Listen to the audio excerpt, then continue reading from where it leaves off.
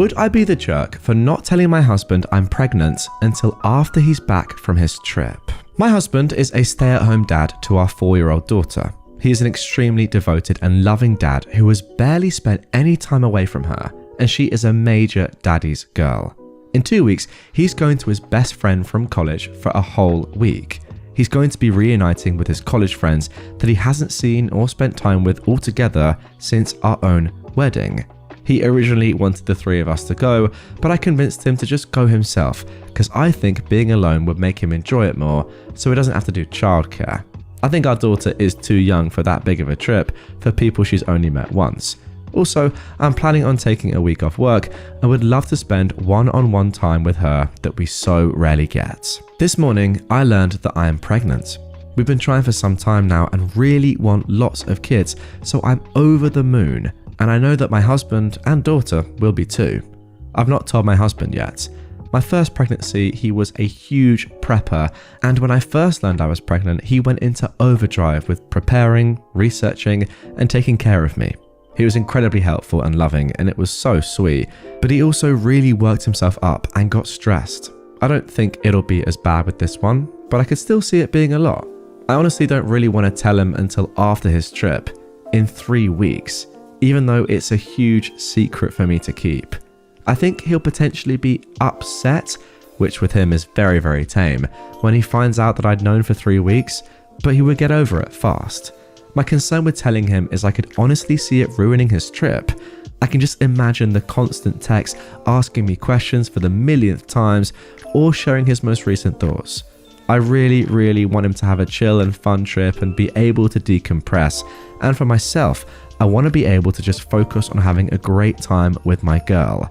But I also don't want to just hide something so hugely important to our family from him, since he obviously deserves to know. I can't really decide. Would I be the jerk if I decided to wait to tell him until after his trip? Okay, so before we get into the update here, first of all, a couple of relevant comments from the original comments section. Someone has said, no, you're not the jerk, but definitely don't tell anyone else before him. I completely agree with that. The logic here does make sense from OP. I think that's completely fine. But yeah, you cannot tell anyone else because that is when it would get unfair. OP replies, oh yeah, I'm definitely not telling anyone else. That's why I'm asking Reddit for advice on this and not friends or family. Yeah, that does make sense. Although I may tell my daughter right before he gets home because I'm loving all of the surprise suggestions that I'm seeing, especially with her wearing a big sister shirt. That is a good shout. Someone else has replied to that saying, I love the big sister shirt. If she's not reading yet, you can have her help you make it, then tell her when she's putting it on to show him that it has a secret message for daddy to read out loud to her. They can both get a surprise at the same time. That is genius. Oh my word. She can blurt out when she sees him that her shirt has a secret message for him, and she won't know ahead of time what it is. Oh, that is so clever. And OP has replied that she absolutely loves this. This is absolutely what she's going to do. Thank you so much. What a great idea that is. Okay, so now for the update, which came 6 days later. So I hadn't planned to give an update so soon, but even though I planned on waiting until after my husband's trip, after a few days, it became clear to me that I could not wait that long. He definitely knew something was up with me. I've been getting crazy excited and been chomping at the bit to tell him, and honestly it just didn't feel good to keep something that big from him for so long.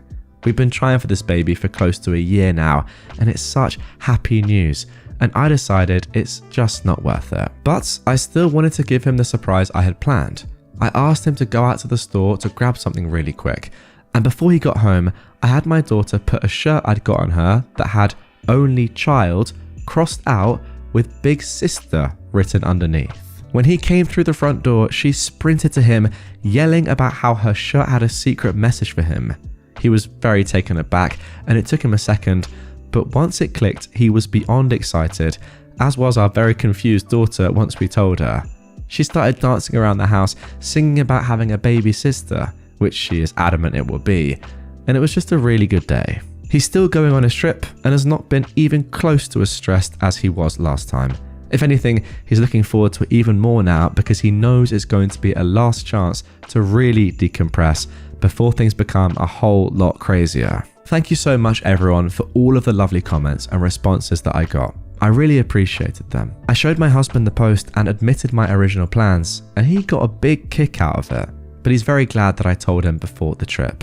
Thanks again. Well, there we go. If you were after some wholesome content today, that's it. You just got it. That was just a beautiful story. I just love that. Sometimes Reddit can be a pretty toxic and negative place, but it's good to remind ourselves that a lot of good stuff does also exist on the website like that. That was wonderful. I mean, honestly, like the amount of stuff, you guys know this, the amount of stuff I read about entitled parents, like entitled kids, just rude people and terrible people in general. Then you come across a family like this where, you know, even on a subreddit like AmITheJerk, sometimes a lot of the posts are kind of negative, or you're like, yeah, this is kind of not great anyway. I mean, some people are in the wrong here, some people are not entirely sure. This is just someone genuinely asking, should I tell him now or later? Because either way, it's going to be an amazing thing, but could I potentially make something that's going to be amazing as well, his trip away, a little bit worse? Just great. Just like a healthy relationship, a lovely family, very enjoyable stuff. I agree with you as well, OP. I think that, you know, it wouldn't be as stressful this time. I'll try and put myself in that situation. Obviously, it's tough because I'm not a father. However, one day I may well be, and I think if I am to become a father twice, the second time would be a lot less stressful. I can imagine myself being a little bit like OP the first time, just wanting to make sure everything's okay, being, you know, on top of stuff, asking loads of questions, trying to sort things out. But I feel like once you've done it once, the second time is a lot easier and you know more what you're doing.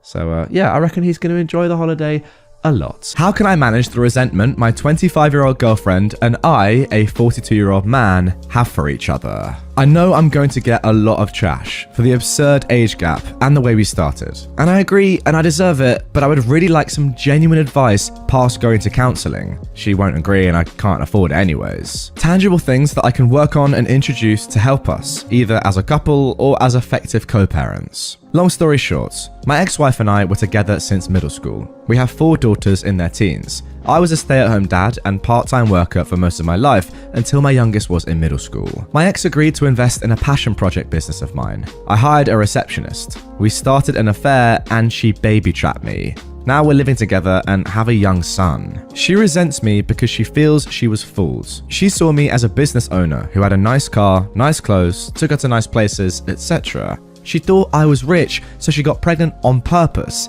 She admitted it, that's not an assumption, hoping to use me to not work and sponsor her family from overseas. Well, actually, my ex-wife and her family are the rich ones. None of our homes were in our names. We were renting from her parents and giving them a nominal fee with the expectations that these homes would be left to my ex and me after their death. This allowed my ex's salary, roughly $150,000, which isn't actually huge in this high cost of living area, to stretch, and we lived a really good life. I left our marriage with half our savings, roughly $25K, and my personal property and car. I lost my business due to lack of funding and I did not seek alimony. I resent her because I feel I was fooled. I thought she loved me and couldn't believe the interest a young, hot woman showed in me. She was incredibly persistent and pursued me strongly. But she has no feelings for me, no care, or desire. Now that the ruse is dropped, I can't believe I gave up my entire life for what I see as an ego trip. I loved my ex-wife, really I did and still do, but I'd never been with another woman, and any attempts to open our relationship were shot down.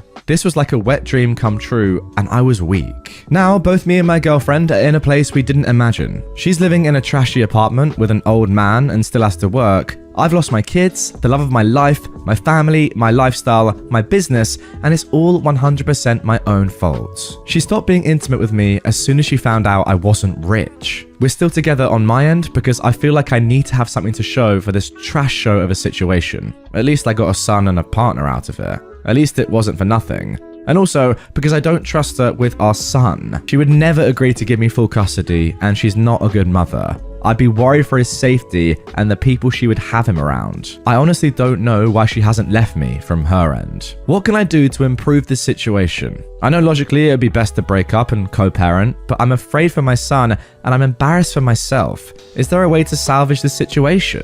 I'm thinking of just telling her we can have an open relationship. She can sleep with whoever she wants and go wherever she wants as long as she lives here, so I can have my son 100% of the time. I work from home. I don't know if that's the answer here though. Okay, wow, what a story. Before I even give any thoughts, there's a very important update that was posted just a week later. Let's get straight into that. I had an affair, my ex-wife divorced me, and my kids absolutely refused to speak to me. I was an incredibly involved dad. Most of their lives I worked 1 to 2 days a week and then stayed home with them the rest. I was closer to them than their mum, and I'd like to think I've never disappointed them before this. I made a mistake. It's been over 2 years since it all came out, and I haven't been able to make any headway. My eldest is hung up on the fact that I now have a young son. Every firstborn of each generation in my family has been a boy for a long time, and she broke the streak. I honestly could not care less about that. I've always thought that pressure was stupid, and I'm not a traditionally masculine guy that always wanted a boy, but she's so hurt that I have a son and is convinced that's all I've ever wanted, and he's replaced her and my daughters. None of that is true. All of my girls said they don't consider themselves to have a brother and want nothing to do with him. All 4 of them feel betrayed and blame me for breaking up our family. I deserve the blame. It's my fault and I take responsibility. But I can't change the past, and I don't know how I can begin making up for it. My ex has full custody of them, but I'm supposed to have visitation 1 weekend a month. They're all in therapy, and it was suggested to not enforce a visitation and respect their boundaries while they work through it. I've done that the entire time, and there's no progress made. Does anyone have any suggestions about what I can do here? My ex absolutely hates me, but was always supportive of the girls staying in contact with me. She's respected their wishes, but still gives me updates once in a while. My eldest is turning 18 soon and graduating this coming year, and probably moving away for university. I feel like the time to make up with her, especially, is slipping away. I know I'm the trashy person here. I was a terrible husband, but I was honestly a really good dad, and I miss my girls. Has anyone been through something like this? How did it turn out? What are your suggestions? Okay, that is the end of the first update, but now we're going to get into a few replies to comments that OP has left down below. So, one user asked OP if he fought for custody. I did fight for custody, but they were all old enough that the court considered their preference and the situation and only granted me visitation. A part of that was also because I didn't have the means to get a place large enough for all 4 girls, my son, my girlfriend, and myself. I still don't have room for them in my current apartment, and being a mostly stay-at-home dad did not give me the experience or education to get a good enough job to support them here. If I had the choice, I would have chosen my ex and family over my affair partner. Another user then asked OP if his affair partner is his son's mother. She is. I got baby trapped during the affair, something again that she admitted, which I know makes this much worse. I think I could have maintained a relationship with my girls even after the divorce if I didn't have to stay with her and didn't have a new baby. Then another user tells OP that he abandoned his family for a girl half his age, so he couldn't expect them to want anything to do with them. Now, that is kind of where I'm coming from, guys. We need to be getting a little bit harsh with this guy. I didn't abandon them, replied OP. I didn't leave my family for my girlfriend. I wanted to stay with my girls and my ex and work this out. My ex refused because the girls already knew about the affair and it wouldn't be setting a good example, and there was going to be another child involved that she wanted nothing to do with. But to be clear, I would have stayed with my family after the affair if given the choice. Yeah, okay, but it's easy to say that once you're the one that's cheated on your wife. The affair was a stupid mistake born out of curiosity since my ex was the only woman I've ever been with. It was not something I was committed to or wanted to continue long term. Is OP really trying to justify this at the moment? I'm confused. This is awful. Then another user asked OP if he and his ex had a conversation about exploring their sexuality and why he sought the affair in the first place. I brought this up before, and we did have honest conversations about it. We've been together since middle school and have been each other's first and only. She loved that. She had no curiosity about other people and thought it was special that we'd only had sex with each other. And she's a very monogamous person in general. She couldn't even handle the thought of me being with someone else. If I wanted to be with someone else, it would have to be as a single man. And I didn't seek an affair. My girlfriend pursued me strongly and it just happened. Oh my god, dude. She got pregnant quite early into it. I didn't really plan on anything. Oh, here we go. A great response to that comment. Just happened, huh? What, you accidentally fell into her? I could not agree more with that comment. Like, come on, man. And then finally, one more user, RSOP, why not just separate from his girlfriend? I have to stay with her because she's a bad mother and I don't trust her with our son. If we split up, then she would have him at least 50% of the time. I would have left a long time ago if not for that. Okay, pretty crazy so far, but now let's jump a couple of months forward to January the 26th, 2022, where we get the final update of this story. Good news, my girlfriend and I have broken up. She's gone back to her home country and left my son with me. Refused to sign any formal custody agreement, so I'm hoping she stays there and doesn't bother us again. I'm pretty sure if she comes back and demands time with him, I have a good case for maintaining custody. She's not even interested in FaceTiming with him, so he remembers her. I feel bad that my son has to deal with a trashy and absent mother, but I hope I can get him into therapy as he grows. That is such a sad opening paragraph, my word. Now the bad news, I've tried my best to insist on visitation with my daughters, and that has fallen through. They absolutely refuse to see me. They wrote me a letter together that says how much they hate me, how betrayed they feel, how they'll never forgive me, and how my son will never be their brother. To not even bother telling him about them because they'll never be interested in knowing him. Just to forget about them altogether and move on with my new family. I have no legal recourse. The youngest is 13 now, old enough to have a say in custody agreements, and I don't think forcing them to see me would do me any favors long term anyways. They also included pictures of their mother's wedding. My ex has no obligation to tell me about her personal life, but I'm pretty fuming that there's a man living with my daughters that I didn't know about. Ah, now you know how it feels, my friend. It's a family friend that has been in their lives for 10 plus years, so not a total stranger, but it still hurts to see pictures of their recent wedding and family pictures with my daughters. They mention that they have a father figure and don't need me anyways. Sorry guys, I'm actually on the verge of laughing here. This is so ridiculous. How can you be upset by this? This has all come about because of your stupid actions. The whole thing really hurt. Yeah, I'm sure it did.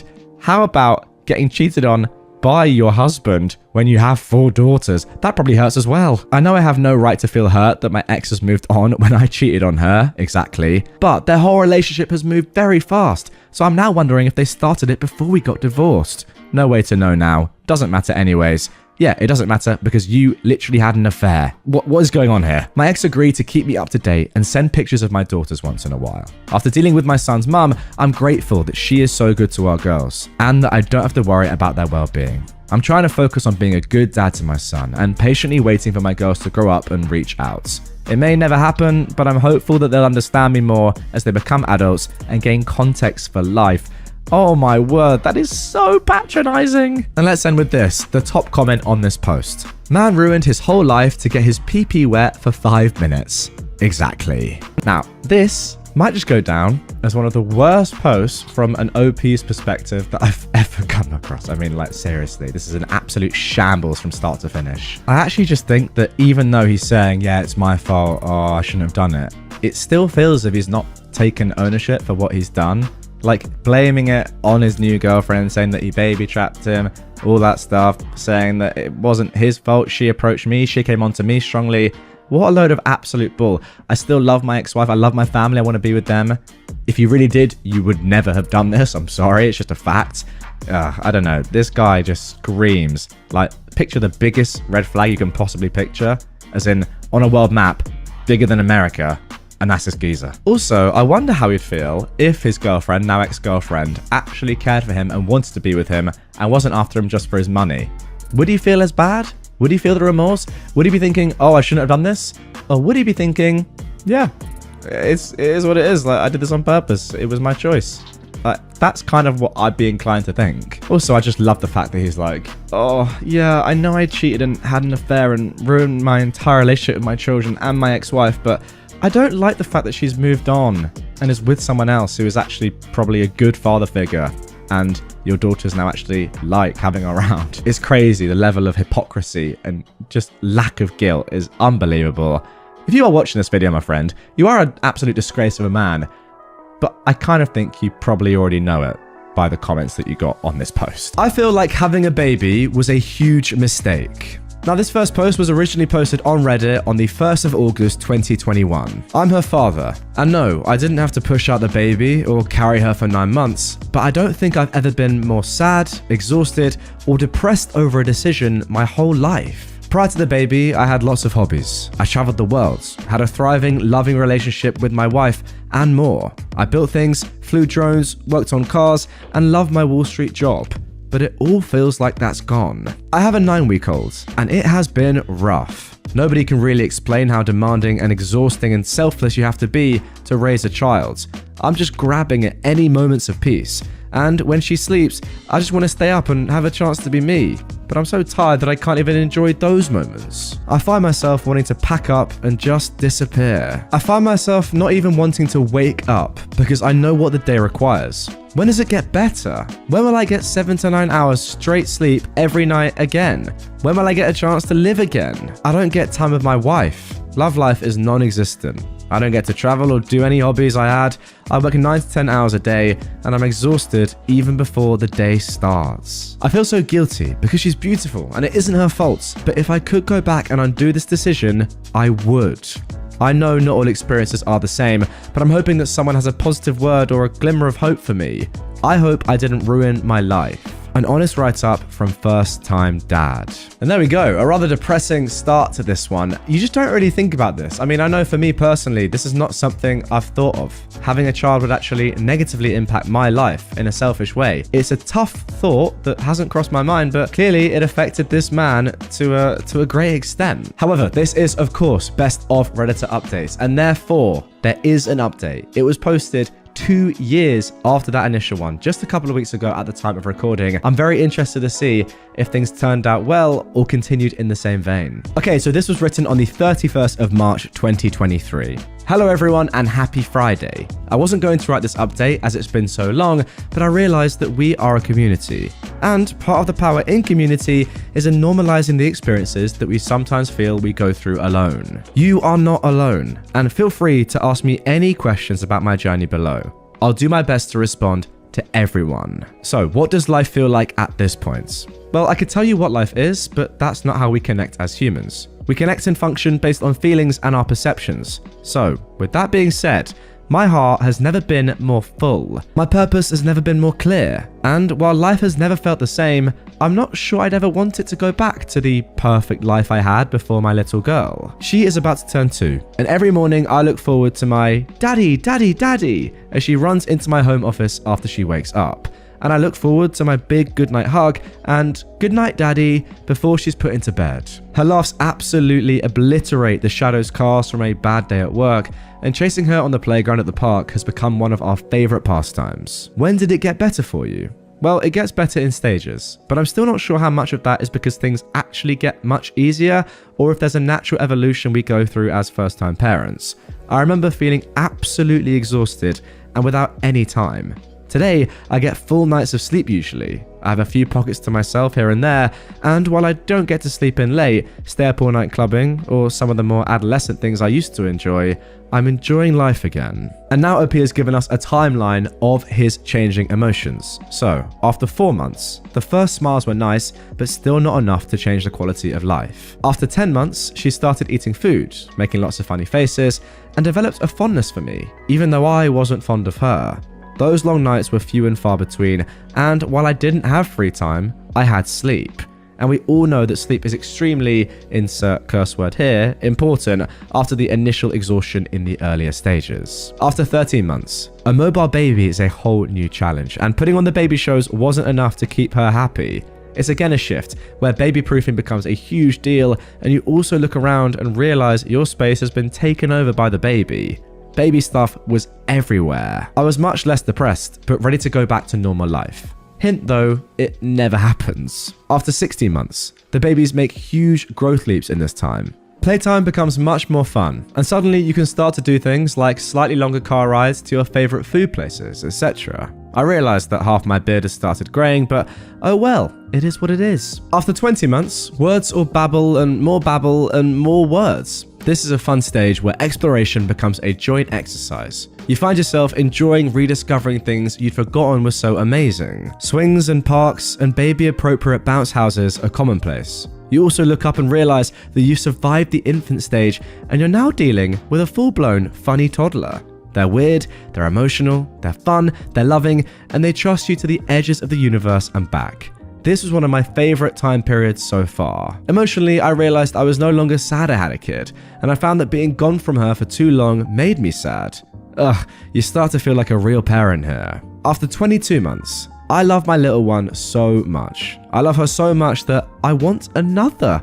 What is wrong with me? The period you hate goes by so quickly if you just hold on and keep your head down. I'm back to most of my favorite things, albeit with less time to enjoy. I love music, for instance, so I purchased a headphone amplifier and a 300 pair of headphones so I can enjoy it while I work. I have several toys I play with occasionally, but more than anything, I feel whole. It gets better. It gets better. And now I can't believe that I'm ready to have another. Those of you in this community that helped me were a godsend. I'm happy to be here, and anyone can always reach out if they have questions or just need some encouragement. And there we go, what a start to the episode. I just didn't think that was gonna have a happy ending, but I'm very glad that it did. I'm not gonna lie, I was quite concerned after reading the post, but that is the beauty of Best of Redditor updates. We get to see how things turned out, and I for one loved it. Now, strap in, because more is coming right away. My boyfriend's friends pretended to kidnap me for a proposal. I am trembling, and I just created this alt account because my main has a lot of details about me that would make it easy to trace back. A week ago, my boyfriend told me he had a camping trip planned with his friends on Friday, today. He said he'd have no service and he'll see me on Sunday. He messaged me at 5 a.m. this morning and told me they're hitting the road. At around 8, I went for a run like I usually do on Fridays. I have one headphone in while I do because I was on a work call. While I was running, I noticed an SUV that kept popping up. In hindsight, it looked just like my boyfriend's childhood friend's car. I sent a message to my sister saying to stand by and shared my location. Right after sending the message, I looked up and the SUV was right beside me, and someone jumped out and grabbed me. It happened so fast I even dropped my phone on the pavement. I was pulled into this car and I could tell there was at least 2 masked guys in the back before they covered my eyes. In hindsight, they had cartoonish ski masks and black gloves on. I freaked out and resisted like crazy, screaming and kicking. All I could hear was these guys laughing, and I could feel one of them holding me down by my arms behind me and the other holding my legs down at my knees. I don't know how long I was in there, but I kept begging them to let me go and crying. I even admit I peed myself, but I don't think they'd noticed until we arrived at the house. They pulled me out of the car and I was screaming for help until I was pulled into the house. When the mask on my head was removed, I was on my knees in front of my boyfriend of 2 years. He was staring at me with a confused look before he started to angrily ask his friends what was going on. As I started to adjust to what was going on, I realized he was dressed nicely and there were romantic decorations around the entryway to the house. I realized who he was and what was going on, and I collapsed into sobs. I probably had a 5-minute panic attack in that car on my way there, and another one sitting in the entryway to his house. I was sweaty, wearing soiled yoga pants, flushed with fear, scared for my life. That was all about an hour or 2 ago. My boyfriend took me upstairs and was going to help me get showered and changed, but I wanted to do that alone. I heard yelling and commotion downstairs while I showered, but I didn't know what was going on. I'm sitting in his room now, holding my shattered phone after crying to my sister about what happened. She lives an hour and a half away, but is speeding over to get me now. I can't stop thinking about what happened, and even though I know now that I was never in any danger, I don't think my brain can comprehend it. They were snickering and teasing me in deepened voices about what they were going to do to me. The one that was holding my legs down kept caressing my thighs up and down into the inner area. When the car would brake, his face kept falling into my chest. I don't even know who that was. I just know that one of them sounded unsure and kept trying to defuse the situation, but I think it was the driver. Wow, what a crazy start to this story. As I said in the intro, there are many updates to come and we're going to get into them in just a few moments, but first of all, what do I even say to that? Comment down below, guys. What are your immediate reactions to what I've just read? I would love to know so many things. Like, I have so many questions and all will be revealed in the updates. But first thing that comes to my mind is, did the boyfriend really know how crazy this was going to be? Are they his close friends? Why did he do this in the first place? Why on earth were they touching you and, you know, getting close to you in that sort of way? Oh, it's crazy. I don't know if this was supposed to be some sort of prank that just went wrong, but the fact of the matter is, it was just a horrible, horrible experience for you. And OP, off the bat, before we get into any updates, I'm so sorry that this happened. Okay, so first of all, in the comments down below, a lot of people were discussing whether or not the boyfriend was involved or to what extent he was involved. and OP had this to say. I don't think he knew how they were going to do it, but I wouldn't be surprised if he used the words kidnap and they took it too far. He's never given a red flag before, but if his friends are crazy like this, I need to reevaluate him too. I'm not sure, and I don't want to immediately talk to him. I think I'm feeling traumatized or something because I just can't physically talk to anyone except my sister. Guys, remember that OP is writing this and responding to comments pretty soon after the fact, right? She's still in the house upstairs with her sister just a couple of hours after this all happened. The next question from the comments was if OP's boyfriend is from a culture where something like this is more common, but OP instantly says no. He's ethnically from the Middle East and I am from Eastern Europe. Very similar backgrounds actually. We were both born and raised in America, and we're both culturally and socially very Western/American. And then finally, one commenter asks if OP could possibly stay with her sister and get some space from her boyfriend.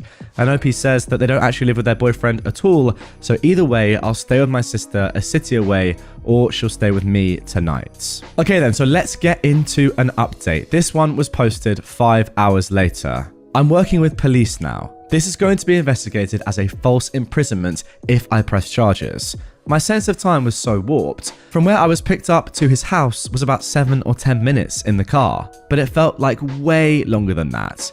As for the friends, the driver was his childhood best friend, who I actually get along well with. He was in tears when he voluntarily arrived at the police station for a statement. The other two were friends from his athletics class that he started attending a few months ago. It seems like the two guys I didn't know wanted in on what otherwise was supposed to be something more innocent. The original plan was for them to pop out of this car in their funny kidnapping attire and hand me a letter that explained I was being summoned by my boyfriend and that resistance is futile. It seems though like the plan changed as the two new friends wanted to shake me up a bit more and make it feel more real. Okay, so there we go. I guess a little insight into how involved OP's boyfriend was in all of this. Now, you could argue that it's not really the boyfriend's fault because he didn't actually say to his friends to do this. It was them doing this themselves and it was, just out of his hands. However, I would say to that he was the one who chose to kind of put this all into place in the first place. He was the one that employed his two friends to do this, right? Said, do this. And ultimately, if you're going to be trusting two friends that you've only known for a few months in your proposal to your girlfriend, the woman that you want to be with for the rest of your life, that's a very important moment, then that's kind of a bad thing for you to do, right? I mean, you're trusting two guys that you've barely known to do something that's so important. Very, very risky, and that ultimately is your fault, even though they obviously didn't do what you asked them to do. As for the two guys, I mean, they're just complete wrong-uns, right? Like, what are they doing? Seriously, what are they doing? The driver, fair enough, probably was focused on the road and was like, guys, what are you doing? This is very, very uncomfortable. And you can see the remorse later on in this post. But for the two guys themselves, like, how are you even mates with them in the first place? That is what I just don't really understand. Okay, now for the next updates. I've had time to calm down and had long talks with my sister. We're going to meet up with my ex-boyfriend for dinner tonight. That's with a question mark, by the way, I guess unsure at this moment. He's been respectful of my request for space, but has been emotional whenever he thinks about what I went through this morning. His best friend contacted me repeatedly, apologizing for allowing it to get that far, but I asked for him to stop, and he did. The best friend's fiance reached out and has been supportive and apologetic too. I am astounded at the support I've received here, and I wish I could thank each of you individually. I've never had anyone other than my sister and boyfriend care for my mental well-being like this. Reddit is a very kind place sometimes. And then finally, we got this update just a week or so ago. In short, I'm healing. My now fiance had a private proposal with me last week. Oh, wow. You know what? I'll be honest, guys. I really didn't expect that, but I was kind of hopeful. We had many tough conversations, and his responses to everything reminded me how safe and loved I am by him. He didn't ask for or endorse that type of plan. I've learned that the two friends whom I didn't know were highly influenced by YouTube pranksters and social experiment channels. Also, one of them let us know he's on the spectrum and apologized for his part. Okay, fine, but just because you're on the spectrum doesn't mean you can go around actually properly kidnapping people. Come on. I think that's all I can share for now. I'm only consulting right now, and I may not actually press charges. Once again, thank you so much for all the kindness and support. Opening my inbox today warmed my heart incredibly. Now, there is one final edit from OP saying this. There are a lot of people who disagree with me staying with my fiance. I'm sorry I couldn't explain in detail how confident I am in him throughout this.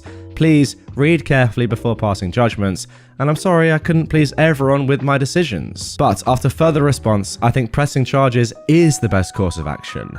Maybe I'm a bit too tender-hearted, but I didn't want the former best friend to get some flack too, but it seems he has to. Yeah, that is a tough one right there. I don't really know how I feel about that. I think I completely agree with OP in reality. Yeah, you don't want the driver who is actually probably a good person, and it really wasn't on them, was it? I mean, there was going to be a driver no matter what happened, even if OP had been handed the note as planned and it had been relatively fun, they were still going to be involved. So it's a tough one on their behalf. But ultimately, if you're going to press charges on those other two, and you have to do that, and I'm really happy that you have done, then yeah, sadly, the driver, the childhood friend, is going to be caught up in one way or another. But, you know, if you show remorse and you say, look, I'm so sorry, I didn't expect it to happen like this, and I was just driving the car, and it was all planned out like this, and, you know, you get the boyfriend's words, and OP says that they really don't think the driver was in the wrong really that much at all, then the sentence in theory shouldn't be too bad on the driver. But those other two, I hope they actually go to jail, not gonna lie, because I don't know, there was lots of different words that you could put in front of assault there that they did on OP. Now, as for your boyfriend / now fiance, I'm happy about that. I am, because I do feel like he just made a fatal error, and it was a terrible error, the sort of error that you'd really hope not to make at that stage in a relationship. But still, you could see that this is just not what he had planned at all. It went horribly wrong. It's a terrible shame, but ultimately, we're not going to know, guys. We're just reading one post and a couple of updates from OP. It's up to OP, and if she's happy with her decision and has had solid conversations with her now fiance and feels that over the course of their relationship, this is just a blip, who am I to say no? I think fair play for sticking with him and not just, you know, completely getting out of the relationship just from one terrible mistake. Now moving on to our next story. This one originally from r/relationship advice, and there are a lot of updates to come. My husband and son both lied to me. I am a 34-year-old woman. My husband is a 36-year-old man. We've been married for 12 years. A few weeks ago, my husband said that he has seen another woman handle situations that he didn't think I would be able to handle. I tried to talk to him about why it bothered me, and he just told me it was a passing comment and that I shouldn't take it so seriously. He said he'd meant to simply compliment her by saying she was handling so much on her own and that he was impressed by it. But I told him it was completely unnecessary and hurtful to compare her to me to compliment her. He told me I was being unreasonable and jealous and that he didn't mean anything by it. After that, he didn't say anything else about it, so I dropped it. Then yesterday, when I came home from work, I saw a pair of women's Fendi sunglasses on our kitchen island, kind of hidden by our fruit bowl. I picked them up and I asked my husband whose they were. He looked confused and was like, "Aren't they yours?" And I said, "No." Our older son, 11 years old, is sitting at the kitchen table and goes, "Oh, those are my friend Alison's. I took them home by accident." I was immediately suspicious. These are very expensive sunglasses.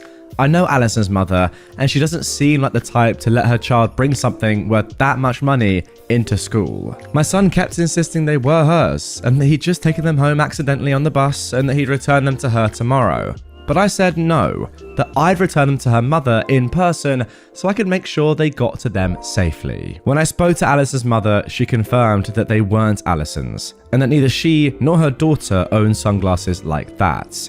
When I told my son and my husband, they both feigned ignorance.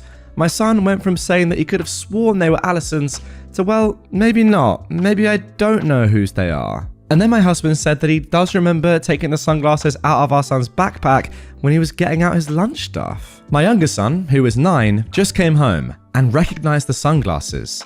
They are Noelle's, the woman my husband helps out sometimes, the one who he told me to not be upset over comparing me to her. I'm going to confront him when he gets home. I don't know what to say to him. I feel as though I'm going to immediately burst into tears.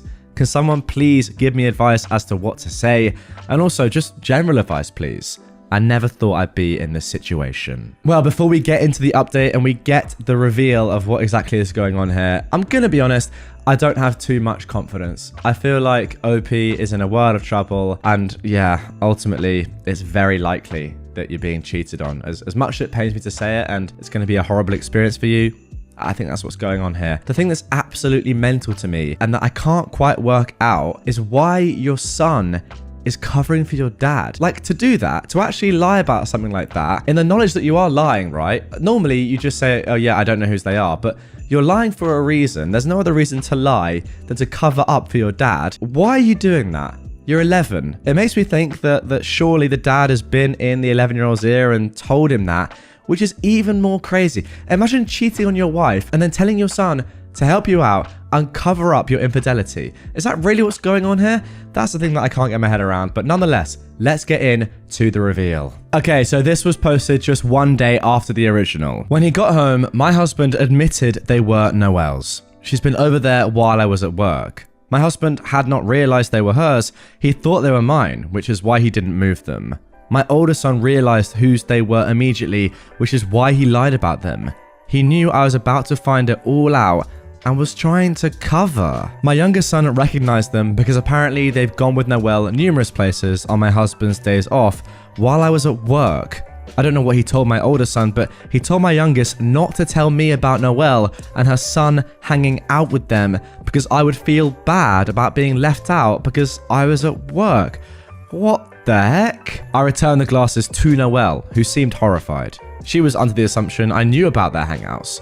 I asked her why she thought it would be okay. She looked really confused and told me why would I care if we were separated anyway. Wow. I told her we absolutely were not separated. We were very much still together. Apparently, my husband told her we'd not been together except for cohabiting and co-parenting for months now. I confronted my husband with this information and he didn't deny it. He apologized but said he had developed feelings for Noelle, but didn't want to risk our marriage until he knew if they were true feelings or just attraction. He left the house. Noelle wants nothing to do with him because now she knows the truth.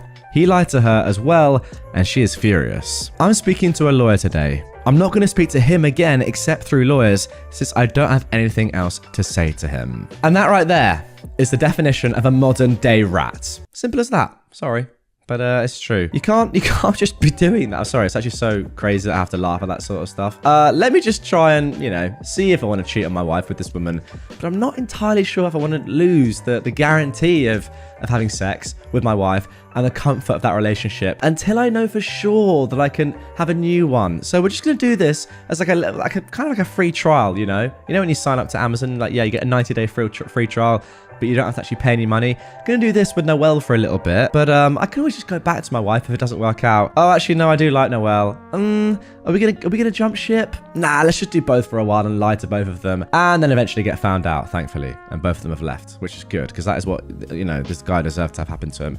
What an absolute disgrace of a man. Now, you know what? I thought about it. As for the 11-year-old kid, that is just a tough position to be in. I don't blame him at all, actually, because you're 11, you probably want to keep your parents together, right? That's the done thing. You're not really thinking, you're 11, right? So you're probably just gonna make up a lie or whatever and try and keep the peace. Don't blame the kid, completely blame the dad. And again, OP and Noelle, because you were lied to as well, I'm very sorry that you were put in this truly awful situation. I'm leaving my boyfriend over a prank. I'm still a bit shaken up, so if this doesn't make much sense, I apologize. I am an 18-year-old woman, and I've been with my boyfriend, who is 20, for almost 2 years. I moved in with him last August, and things have been pretty rocky. My whole life, I've struggled with my mental health, specifically depression, anxiety, and SH. I've been clean for a while though. I also have a history of trauma, but I don't need to get into that. I made sure my boyfriend knew this when we started dating because I wanted him to be able to nope out of the relationship if that was too much for him to deal with.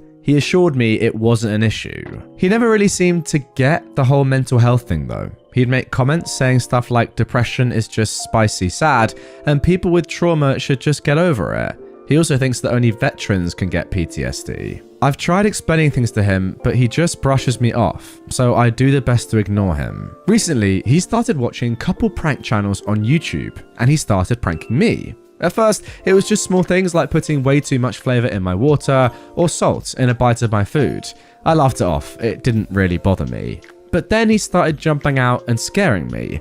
That kind of stuff really affects me sometimes because of my PTSD, and I tried to explain that to him. He would apologize, but then do it again the next day. I was getting annoyed and frustrated, but I tried to let it be. Things escalated last week when he put some noisemakers under the toilet seat in the middle of the night. I woke up to go to the bathroom and sat down, boom. It being late at night, me being half awake, and the loud noise all mixed together gave me a full-blown panic attack. I was on the bathroom floor crying and having flashbacks. After I don't know how long, I stopped crying and was just staring into space, having flashbacks. He came in because I guess he noticed I was gone for a while. When he saw me sitting on the floor, he remembered his little prank and started laughing. I just stared at him for a second, got up and called him a jerk. I slept in the living room the rest of the night. The next day, I sat him down and I told him he cannot keep scaring me like this. No more jumping out at me, no more loud noises. He pretty much sighed and rolled his eyes, but he said he would stop. Everything was fine for a week. I thought this whole prank thing was finally over. Yesterday, I got home from being out with a friend, actually feeling better for the first time in a while. When I walked in the house, all the lights were off, so I assumed he was still at work, which isn't abnormal because sometimes he works late. I plugged my phone in because it died on my way back home, and when it powered on, I got a notification that he sent me a text. It just read, "So sorry, I love you." I replied saying, "It's okay, I'll see you when you get home. Love you." And I heard his phone ding in the bathroom. That was weird, I thought. I got up to go get his phone, and when I got into the bathroom, I saw him laying in the bathtub. The bath was full of water. There was an empty bottle of pills on the sink, and he was covered in blood. His wrists were cut, and there was just so much blood. My heart just sank. I started having a panic attack. I was hyperventilating, crying, and I was just frozen. After a minute, I ran to the living room to get my phone to call 911, and I hear splashing and then laughter. I turn around to see him standing in the hallway, just laughing. He said he got me, and I should have seen the look on my face. I don't even know how to describe the feelings I was experiencing. I was so mad and sad and scared. I didn't even say anything. I just walked out of the house. I just kept walking, and eventually I figured I needed to call my friend to come and get me. At first, I didn't tell her what happened. I just told her I needed her to come and get me. It was an emergency. She came and took me back to her house where I'm at now. My boyfriend keeps calling me, and he sent me some text saying he was sorry and that it was just a joke and I'm overreacting and I need to come home. I'm not answering. I don't even know what I would say to him. My friend is going over to his house tomorrow to get my things when he's at work. She said I can stay with her however long I need. I don't know what I'm going to do. I just feel numb. Wow, and there we go. What a first post. Let's get straight into an update which came just one day later. Thankfully, today wasn't as eventful as I was expecting it to be. I ended up sending my now ex-boyfriend a text saying that he crossed the line and I don't want to hear from him again. I blocked him on everything after sending that, and I'm planning on changing my number tomorrow. My friend went over to his house around noon today with her boyfriend and was able to retrieve most of my stuff without issue. She got all my personal documents, sentimental items, medication, and clothes. The only things she wasn't able to grab were the TV and Xbox I paid for, because I'm not sure how I can go about getting those back without him accusing me of stealing them. I'm not sure that fight is even worth it right now. Before she left, she put my copy of his house key on the kitchen table, so he knew I didn't have it. She wanted to unplug his fridge and all his appliances just to make things harder for him, but I told her not to. I really didn't want to add fuel to the fire. His mum reached out to me to ask what was going on. Apparently, he called her and told her that I had some sort of mental breakdown and ran away, and that he was worried about me. I told her what happened and what he did. She was fuming. She said she thought she raised him better than that and that she was sorry he did what he did. She said that if I need anything, I can let her know and she'll do what she can to help me. I guess his mum told his older sister what happened, and she also reached out to me to apologize for his behavior. Now, I wasn't close to her, but I met her a few times, and she is a really nice person. She offered to help with anything I needed and told me that she was going to make sure everyone knows what actually happened. I told her that wasn't necessary, but I appreciate it. But she said that she wasn't going to let her brother get away with this. I'm not going to argue, so I thanked her. For the most part, I've just been lying in bed today. I'm so exhausted, physically and emotionally. I wish I'd left him sooner. There were red flags that I just ignored. I guess I was afraid of being alone. I don't know. I'm trying not to blame myself for this whole situation, but I feel like I put myself in this position. This is what I get. I'm not expecting much else to happen. God, I hope nothing else happens. I'll probably give one more update in a few days as long as things have cooled down. If something significant happens, you'll hear from me. Thank you all for your kind words and your advice. It's very much appreciated and definitely needed. And as of the time of recording, that is the last update we've had up to this point. I guess there's not really too much more to come, right? OP's broken up with him. That really, I hope, should be the end. Now, I can't help but agree with your last point there, OP.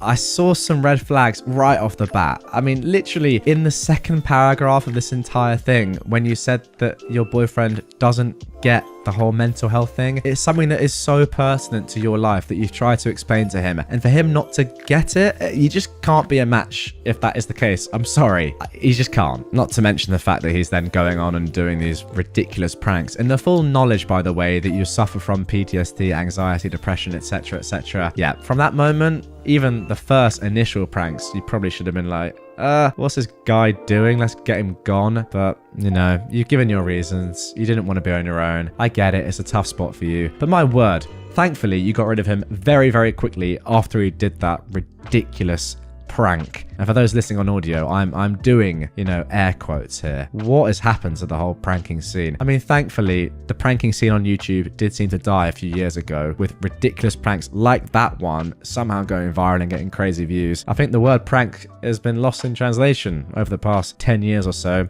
Used to be fun and funny. Now it's, oh, look, there's blood everywhere and I might be dead. But it's just a prank, bro. Yeah, very, very strange. Let's carry on. Okay then, now for our next Best of Redditor Updates post. Am I the jerk for leaving my boyfriend and his friends behind after agreeing to be the designated driver? I am a 33-year-old woman, and my boyfriend, who is also 33, of 4 years, is a big football fan, and he has a tradition of meeting up with his high school friends at a bar for Super Bowl every year. It's often the only time in a year he gets to see some of those friends because they're busy with their families and life. I don't like football, so I'm happy to be able to drop him off somewhere, have an evening to myself, and pick him up when he's ready to come home. He tends to go hard with the alcohol when he's out with this group. Last night, my boyfriend texted me that he was almost ready to be picked up, so I headed to the bar. He wasn't as ready as he made it seem, so I ended up going in and sitting down with them while everyone finished their round of drinks. He was pretty drunk, and he started getting handsy in a way that I wasn't comfortable with out in public, so I politely asked him to stop. I didn't want to make a scene, so I leaned in to whisper in his ear, asking to stop. He got angry though, and whispered back, "You should consider yourself lucky that I'm going home with you. I could go home with any woman here if I wanted to." He couldn't, but he's always been a dreamer. I was taken aback, as he's never said anything like that to me before. I get he was drunk, but still. Anger set in, and I excused myself as if I was going to the bathroom. I ended up leaving and texted him to let him know I left. Unfortunately, he'd arranged for me to drive 2 of his friends home too. Wouldn't have been an issue, but he also hadn't communicated that with me. Instead of calling an Uber or taxi like I assumed he would, one of his friends called his wife. The wife had to wake their toddler up to go and pick them up. Sorry, that's even more dumb. What am I reading? My boyfriend was furious when he came home, and still is this morning. He slept on the couch and we had an argument before he left for work. He says I embarrassed him by just up and leaving. He vehemently denies saying what he did, doesn't recall getting handsy, and insists he wasn't that drunk last night. I also got an angry text from the wife saying I was a jerk for leaving them drunk and stranded, forcing her to wake up her toddler to go and pick them up. She also had a vague passive-aggressive Facebook post calling me out. Now I'm questioning whether I overreacted. Maybe I should have just brushed off his comment because he was drunk and followed through on the commitment I made.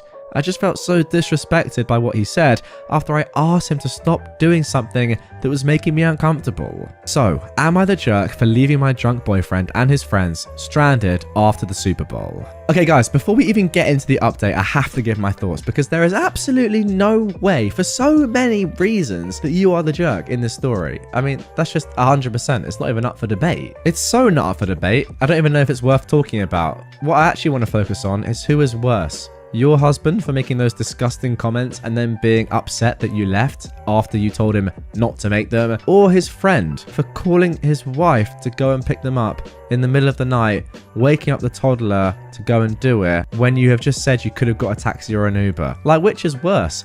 And then also the wife being angry at you for not doing it rather than at her husband. I don't know. Okay, fine. Obviously, your husband is worse. But still, from their perspective as a group, surely you just get a taxi, get an Uber, like split it. It would be so cheap. I don't get it. If there's an Uber available, you get an Uber. You don't call your wife. That's just weird. Especially in the knowledge that you have a toddler at home. Are you really going to expect your wife to come and pick up loads of drunk guys? Bring the toddler with her? Because you can't leave the toddler alone at home. Yeah, I mean, logic's gone out the window here, clearly. Okay then, just 5 hours later, OP posted this. Thanks for everyone's feedback, responses, and stories. To answer a few common questions and comments. First, he's never said anything like he did to me before. He can push my boundaries from time to time, but has always respected them when I've said no or stop. We've had a really solid relationship up until this point, but this has left me with a lot of questions.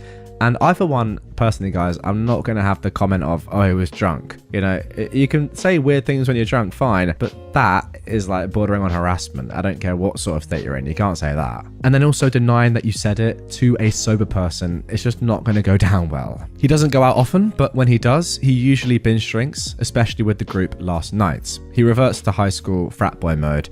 Nothing wrong with that, in my opinion, by the way. The only problem is if your behavior then becomes like it did. This was his high school group of friends that I have limited interaction with. I've got my group of friends, and then we also have our group of couple friends. I don't know the wife at all, except for a couple of dinners over the years. Truthfully, his high school friends aren't my cup of tea, so I don't interact with them much. Now, the reason I decided to just slip away and text him was because I didn't want to make a scene. After what he'd said when I tried to set boundaries, I couldn't predict how he would react. I didn't want him shouting or saying something else demeaning out loud, and he was very unpredictable last night. It seems the wife wasn't told the whole story. I did respond to her text with an apology and explanation. Went so well that she left me on red and has left a Facebook status up. Speaks more to her at this point.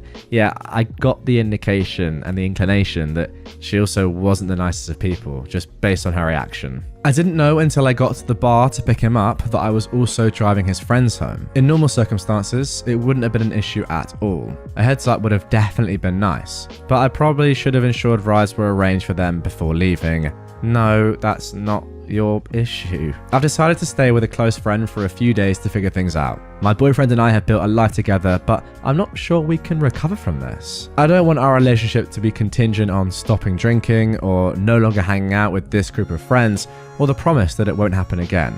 From experience, ultimatums don't work and lead to resentments. Alright then, and now moving on to the actual update of this post, which came on February the 14th, the next day. First of all, thank you to everyone who took some time to respond. I read as many of your comments as I could. Thanks for sharing some of your stories, and I wish I could hug each of you that were or are in my situation. I really appreciate the support and also some of the honesty in the jerk judgments. Guys, it might be quite obvious, but just to say, OP was voted pretty much unanimously as not the jerk in this story. Some of what happened could have been handled differently. I acknowledge that me leaving without saying anything wasn't the best of decisions in hindsight, but at that moment, it was the only decision I felt I had, given the shock of what happened and the flight response it triggered. I've done a whole lot of reflection. I don't know why this incident was the catalyst, because looking back, there's a lot I let slide at the cost of my self-worth. I had my blinders on and ignored things I shouldn't have, which I'm embarrassed to admit. However, I still felt like we could work through things. At the very least, we needed to talk. I'd hoped that we could have an open conversation about what happened, and ideally a plan to move forward. So, my boyfriend and I met up today for the Valentine's dinner that we had reservations for. The dinner was pretty emotional and didn't go as I hoped. I apologise for leaving his friend stranded as a way of me showing to him that I took responsibility for my actions, even though I feel even more justified thanks to you guys, but he unfortunately wasn't willing to do the same. He still denies doing and saying what he did, despite remembering everything else that happened while he was at the bar, and he actually doubled down again about me embarrassing him, now not only by leaving them at the bar, but for also having the audacity to respond back to his buddy's wife. He said that they were his friends and I had no business airing our laundry to them or involving them in our issues. Oh my god, this guy is worse than I actually thought he was. My word. I just can't comprehend how someone who supposedly loves me can't accept responsibility for his actions, or at the very least acknowledge he hurt me. He obviously doesn't respect me. It's done and over. I can't do it anymore. We're going to go our separate ways. I told him as much. We own a house together, so it's going to be a process, but I feel oddly content with my decision. So, thanks again to all you internet strangers that lifted me up and offered supportive words. I could not have walked out of the restaurant so confident in my decision if it wasn't for you guys. Wow, the power of Reddit. I'm back at my friend's place now, with a hot cup of tea and Woman's Worth by Elisa Milk on repeat. As the lyrics say, holy heck, I'm tired of loving a man who acts like a child. And holy heck, I'm done with losing my mind just to love someone. And I am. I'm done. And there we go. Great decision by OP. What has shocked me there is that you've been together clearly with this man for quite a while. I don't know if you explicitly said, actually, no, you did, didn't you? Didn't you say you've been together for what? 4 years? Is that right? Yes. You've been together for 4 years. And this is the first sign, it seems to me, and obviously we only are going on off of what we've just read here, that he's ever got that side to him. The side that remembers everything else on a night, but then can't remember that one thing that you're talking about, and also refuses to apologize for it. Now, guys, I can only think of something that happened to me, which was very similar in this situation. It was actually with my ex-girlfriend before we were together. We were just seeing each other. And I had a moment like this. I had a night where I was with her and her mates and also my mate, and I got way too drunk, and I didn't say anything like this. I don't, honestly, like, I'm not a great geezer, but I would, like, this is ridiculous. I wouldn't say any of this stuff. This is just obscene. However, I did get too drunk and I pretty much wasn't aware of my actions, and it turns out I was kind of ignoring her. Now, look, fair enough. I don't remember any of it because I was absolutely battered. Don't do this, guys, if you're watching. Trust me, it wasn't great. And she was upset because it was like her first big night out and I just got so waved. And it was a lesson for me. However, we talked about it. I fully apologized. I had no idea what I'd done, but she was telling me some of the stuff I'd done. And I was like, okay, honestly, in that moment, that wasn't me. I'm so sorry. I don't remember any of that. I would never do that again. I wasn't sober, obviously. But the point being that in that spot, I wasn't saying, oh, I don't remember doing that, therefore I can't apologize for it. I was like full on apologizing for everything that I'd done because, of course, I had no idea if I'd done it or not, but she said I had, so therefore I had. And therefore, the fact that this guy isn't doing the same is just kind of crazy. Like, you can do bad things. If you apologize for them and say, look, I'm sorry, it won't happen again, I really genuinely am sorry, then what more can you do? It's safe to say, I haven't had a moment like that since. So I've learned from that, and clearly this guy hasn't, because he's now not in a relationship. There you go. Just getting back to the actual post now.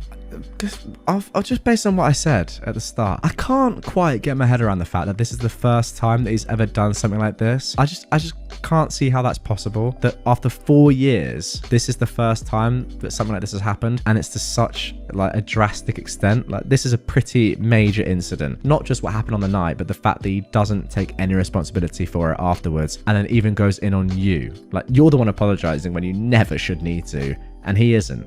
That's crazy. Maybe if you think about it now that everything's been and gone, as we saw in the first post, you'll think back to more red flags that could have shown themselves earlier, which you just didn't really clock, or maybe just didn't see as that big of an issue at the time. But looking back now, you're like, it all adds up. I mean, I at least hope that's what's going to happen, because otherwise, if somebody can just switch up on you after 4 years of being in a relationship, that doesn't fill me with much confidence, I will say.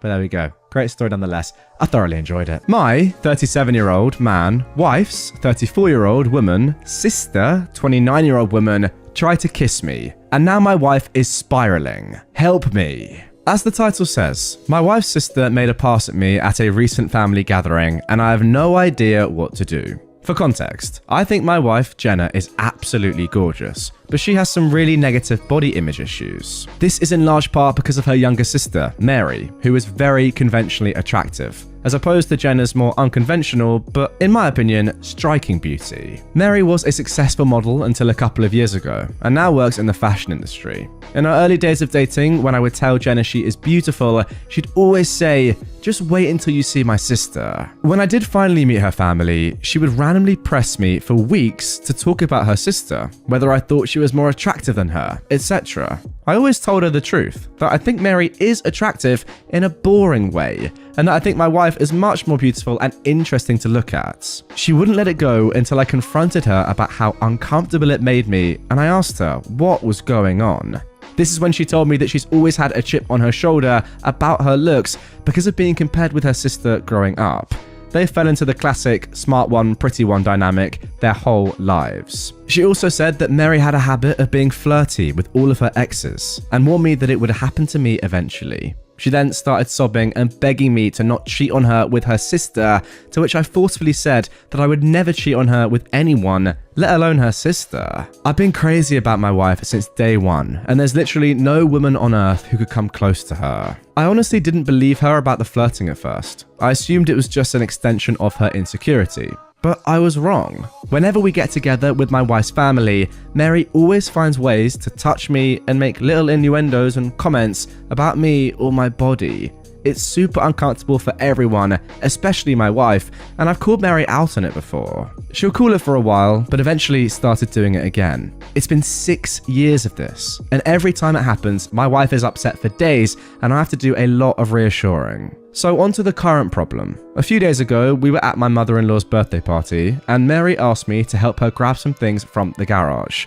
As soon as we walked in, she turned and pressed me up against the door with her whole body and started trying to kiss me. I immediately pushed her off and asked her what the frick she was doing. She started giggling and saying she was just doing what we've both been thinking, and kept insisting, "You know you want to." I told her she was out of her mind and ran out of there. I went straight to my wife and told her we were leaving. The whole ride home she was asking me what was wrong. I wasn't sure whether to tell her because I knew how much it was going to hurt, but I also thought that Mary would probably try to spin it as me making a move on her, so I knew I had to just say it. I told her everything, and she cried the whole way home. For the last several days, Mary has been calling and texting my wife, doing exactly what I thought she would do, even telling my wife that I said that she, Mary, was the hottest girl I've ever seen, which I had to assure my wife a million times that I did not and would never say, even though she believes my account of the situation. She's been a complete wreck the last several days. She's hardly eating, she pulls away from my touch when I try to hug her or just hold her hand.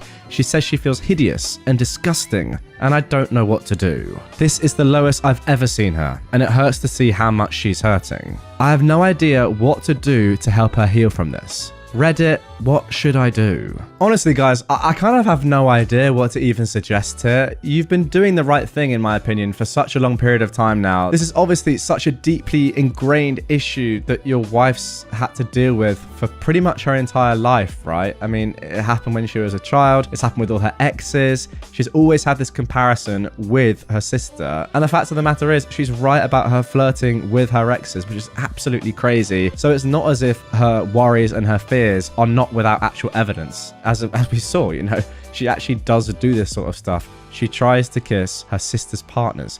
Unbelievable. So because of all of that, it's going to be an extremely, extremely challenging thing to try and get her to not think these sort of thoughts and to reassure her that, no, I really do love you and I don't care about your sister at all, when she knows for a fact that her sister is making passes at you. It's just an incredibly difficult one, and I really don't even know what to do. What can you do other than just keep doing what you've already been doing, which kind of hasn't really been working? Anyway, good news is this is Best of Redditor Updates, and there are a couple more updates to come. The first one that I'm about to get into was posted just a couple of days later. Here we go. I got a few requests for updates, so here it is. I first want to thank everyone so much for your advice. It was extremely helpful and gave me a lot to think about. I'm especially thankful for the folks that asked me how I was doing. I realized that I've literally never had a chance to check in with myself after these things happen, and I've actually been holding a lot of frustration and resentment about it all. I've been harassed for years, and it's either been brushed off or it's been eclipsed by the impact it has on my wife. I don't blame her for it, but this has been a good lesson in me not burying my feelings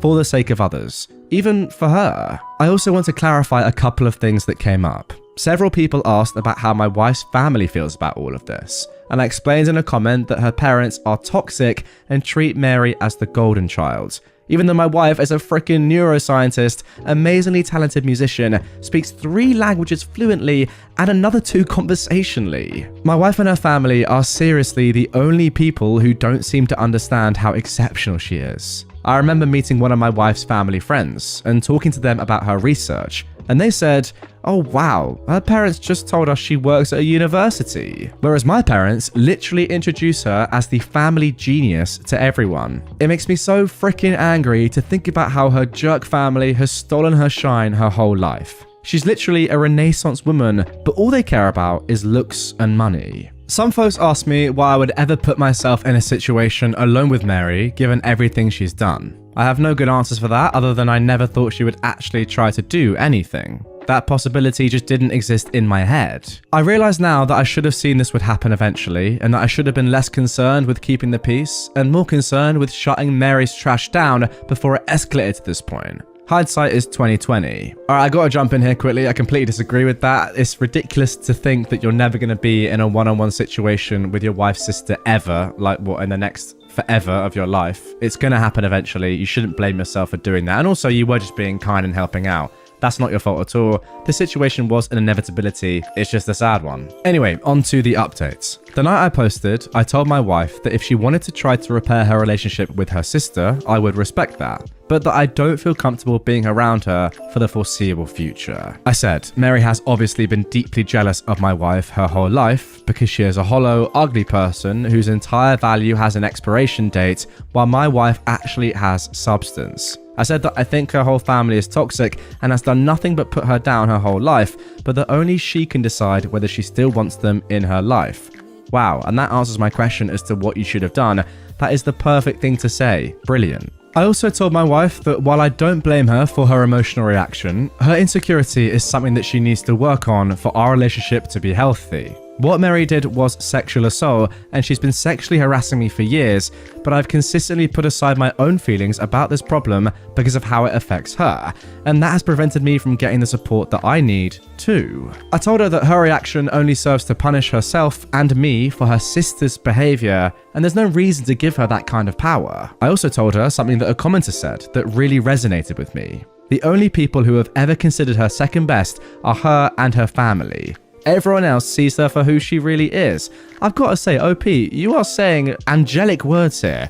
Every single letter is perfect. She was crying the whole time and agreed that she needed to go to therapy to work on her insecurity. We were able to find a therapist who specializes in body image and self-esteem issues to work with her individually, and we're looking for a couples therapist too. My wife sent a message to her parents and sister that explained exactly what happened and told them she would reach out to them if she ever feels ready to repair their relationship. We blocked all of them everywhere, but Mary has of course been spamming my family and our friends with nonsense, claiming I attacked her, that I'm a drug addict, I abused my wife, all kinds of BS that thankfully nobody believes. My wife is still down in the dumps, but I can see that things are getting a little better. She's eating and sleeping more, and she's cuddling with me in the mornings again, which is nice. Now I'm planning a surprise getaway for us this weekend. We're going to one of our favorite places, and I'm going to wine and dine her and try to make her feel like the goddamn queen that she is. I want to thank you all again for your help. You really helped me understand the severity of the problem. And again,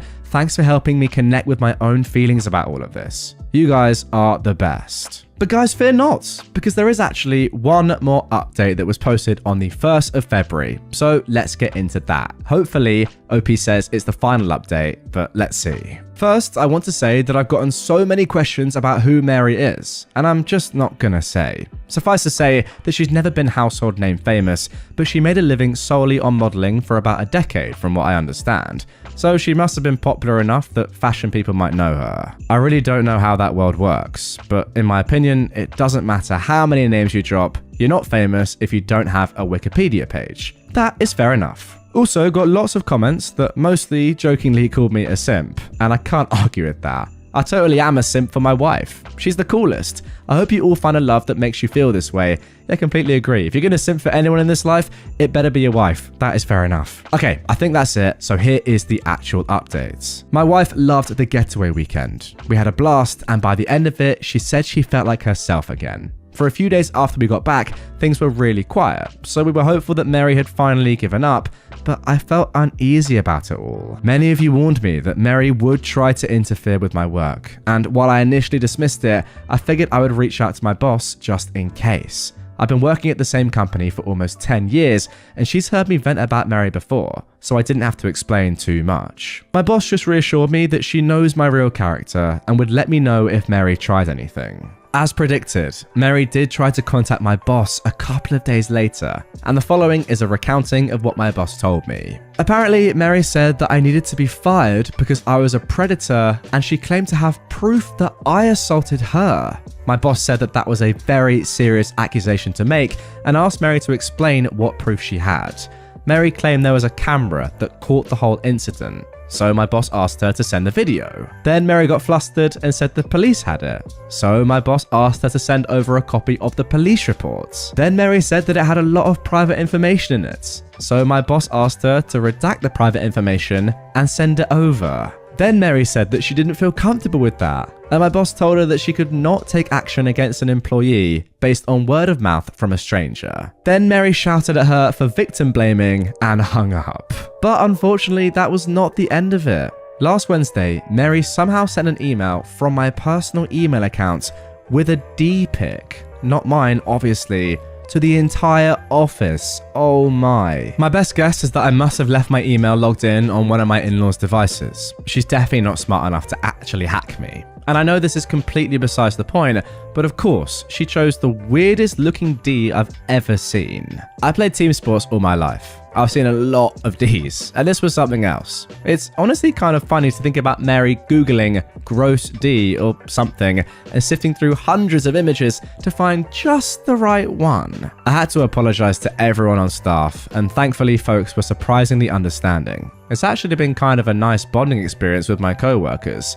I honestly didn't consider myself to be super well liked in the office, but it feels like everyone has been going out of their way to be kind to me, and it means a lot. Anyway, at this point it was clear we had to escalate things legally. I really wanted to avoid it, but she forced my hand. My wife and I have a lawyer friend who helped us draft a cease and desist letter outlining her continued harassment and the material and emotional damage this is causing us. My wife then sent a message to Mary and my in-laws with a copy of the letter and made it very clear that we would pursue criminal and/or civil proceedings if her harassment continued. My wife's mum then called her crying and begged her to just let it go and leave Mary alone. My wife calmly explained that Mary is the only person responsible for this whole situation and that their parents have always enabled her awful behavior. She also said something that she later regretted, but I think it was pretty badass. Mary is going to stick you two in a nursing home and steal your money the minute she has the chance. And you deserve it. After the way her mum reacted, my wife is firmly settled on cutting off her family completely. This happened on Friday, and on Sunday, Mary's best frenemy, Anne, sent my brother a message on Facebook to say Mary is going to leave us alone and to please not sue her. I told my brother not to respond, then just sat and enjoyed the idea that Mary was out there somewhere, freaking out about the potential of having to actually face the consequences of her actions.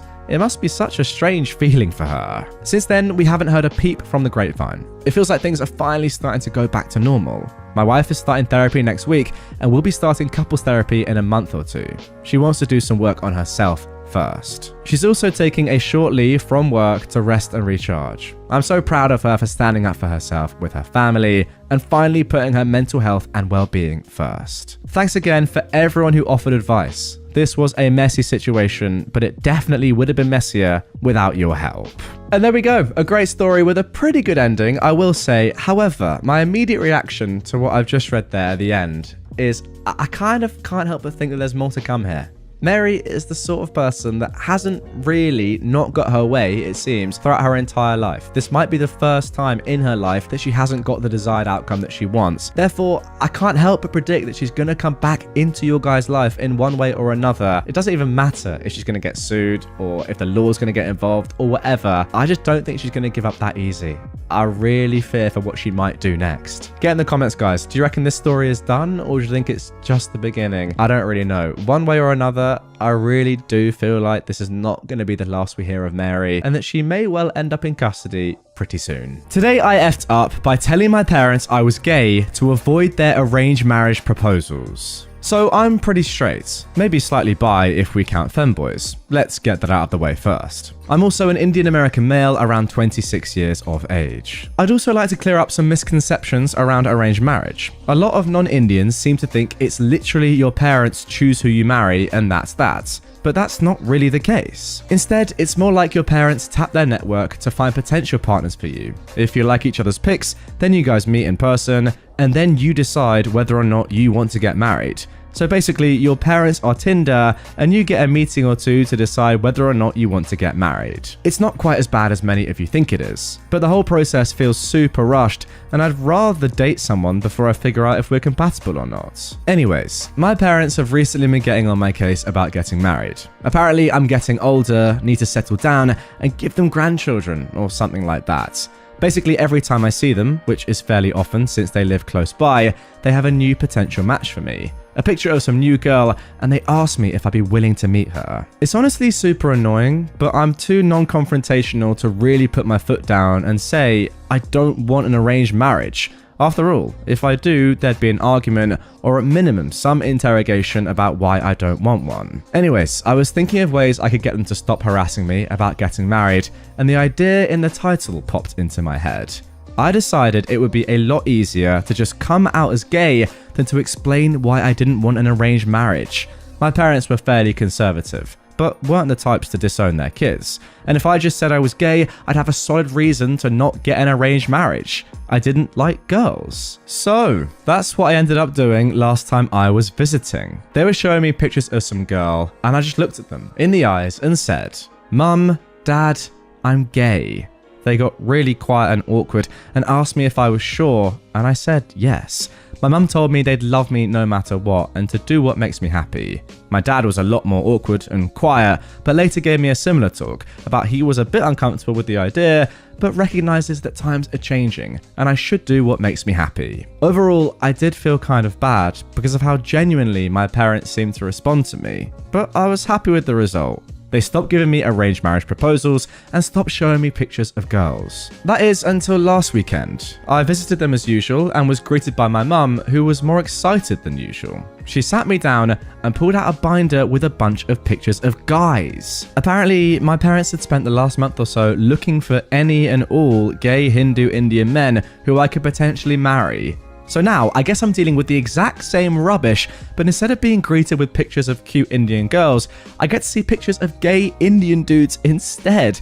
F my life. At this point, the plan is to either find a girlfriend and tell my parents that she totally turned me straight, or maybe marry a twink or something. I don't know. Well, good thing is, there's an update coming right up, and let's see exactly how that plan goes and just what OP decided to do. This was posted just 3 weeks later. I read all the comments on the original post, from the people telling me to just tell my parents, questioning whether or not I was really straight, laughing at the admittedly fairly funny situation I got myself into, and a couple of people who were straight up mean. At the end of the day though, posting here probably gave me the final push to do something. The weekend after I'd made the post, I visited my parents as always and resolved myself to tell them the truth. However, when I got there, my mum, as always, pushed the binder into my hands and I kinda lost my resolve to tell her.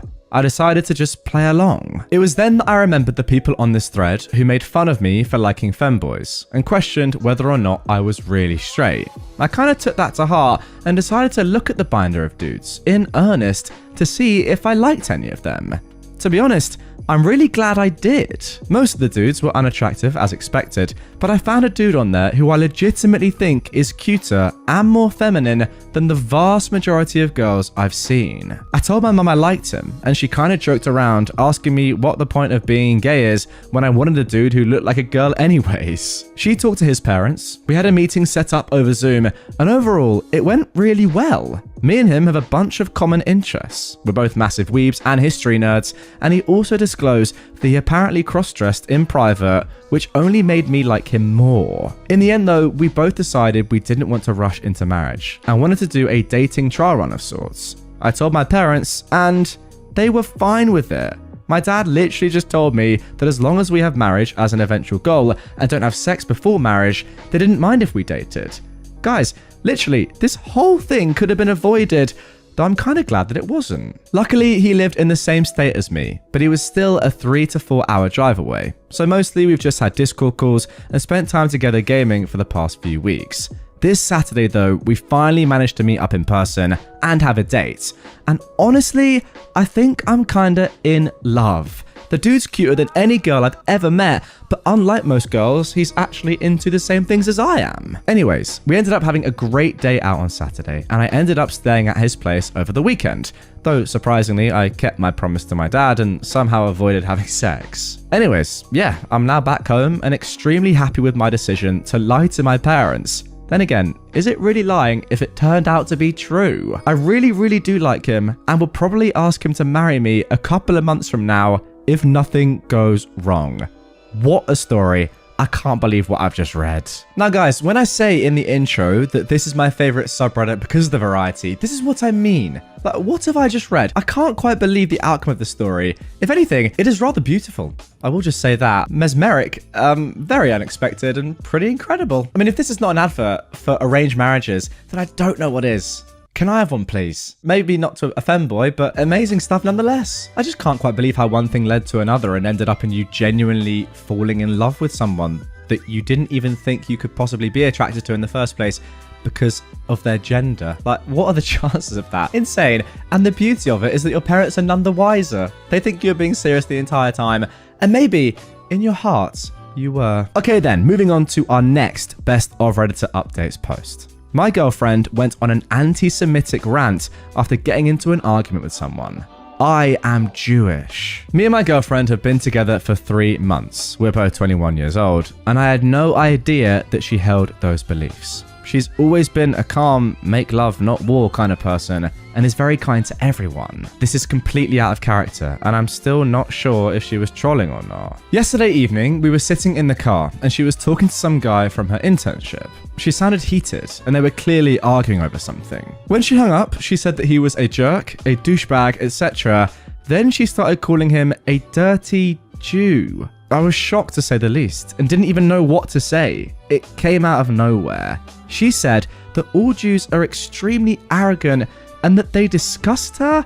Oh my word, that's worse than I thought this was going to be. Wow. For the record, we never discussed our religious backgrounds. Neither of us are religious. She's Middle Eastern, so that's just not something we ever brought up. She continued saying that you can't trust Jews, that they're all rats, and that she'd rather die than associate with someone so corrupt. I asked her if that's how she really felt, and she said, yes, of course. I still haven't told her that I'm Jewish. I'm not even sure how she will react when I do tell her. Should I even bother? It sucks because she's an amazing girl and I'm ridiculously attracted to her, but I had no clue that she was like this. So, any advice? Yeah, my immediate advice is, mate, run. You've only known her 3 months. That is not enough time to fully know someone, and she's clearly anti-Semitic. Anyway, let's see what OP does, and let's get into the update. Well, actually, before we get into the update, first of all, some relevant comments. One user has quoted, I'm Jewish, should I tell her and see how she responds or just move on? And then said, yes, how have you not told her? That seems weird. OP replied,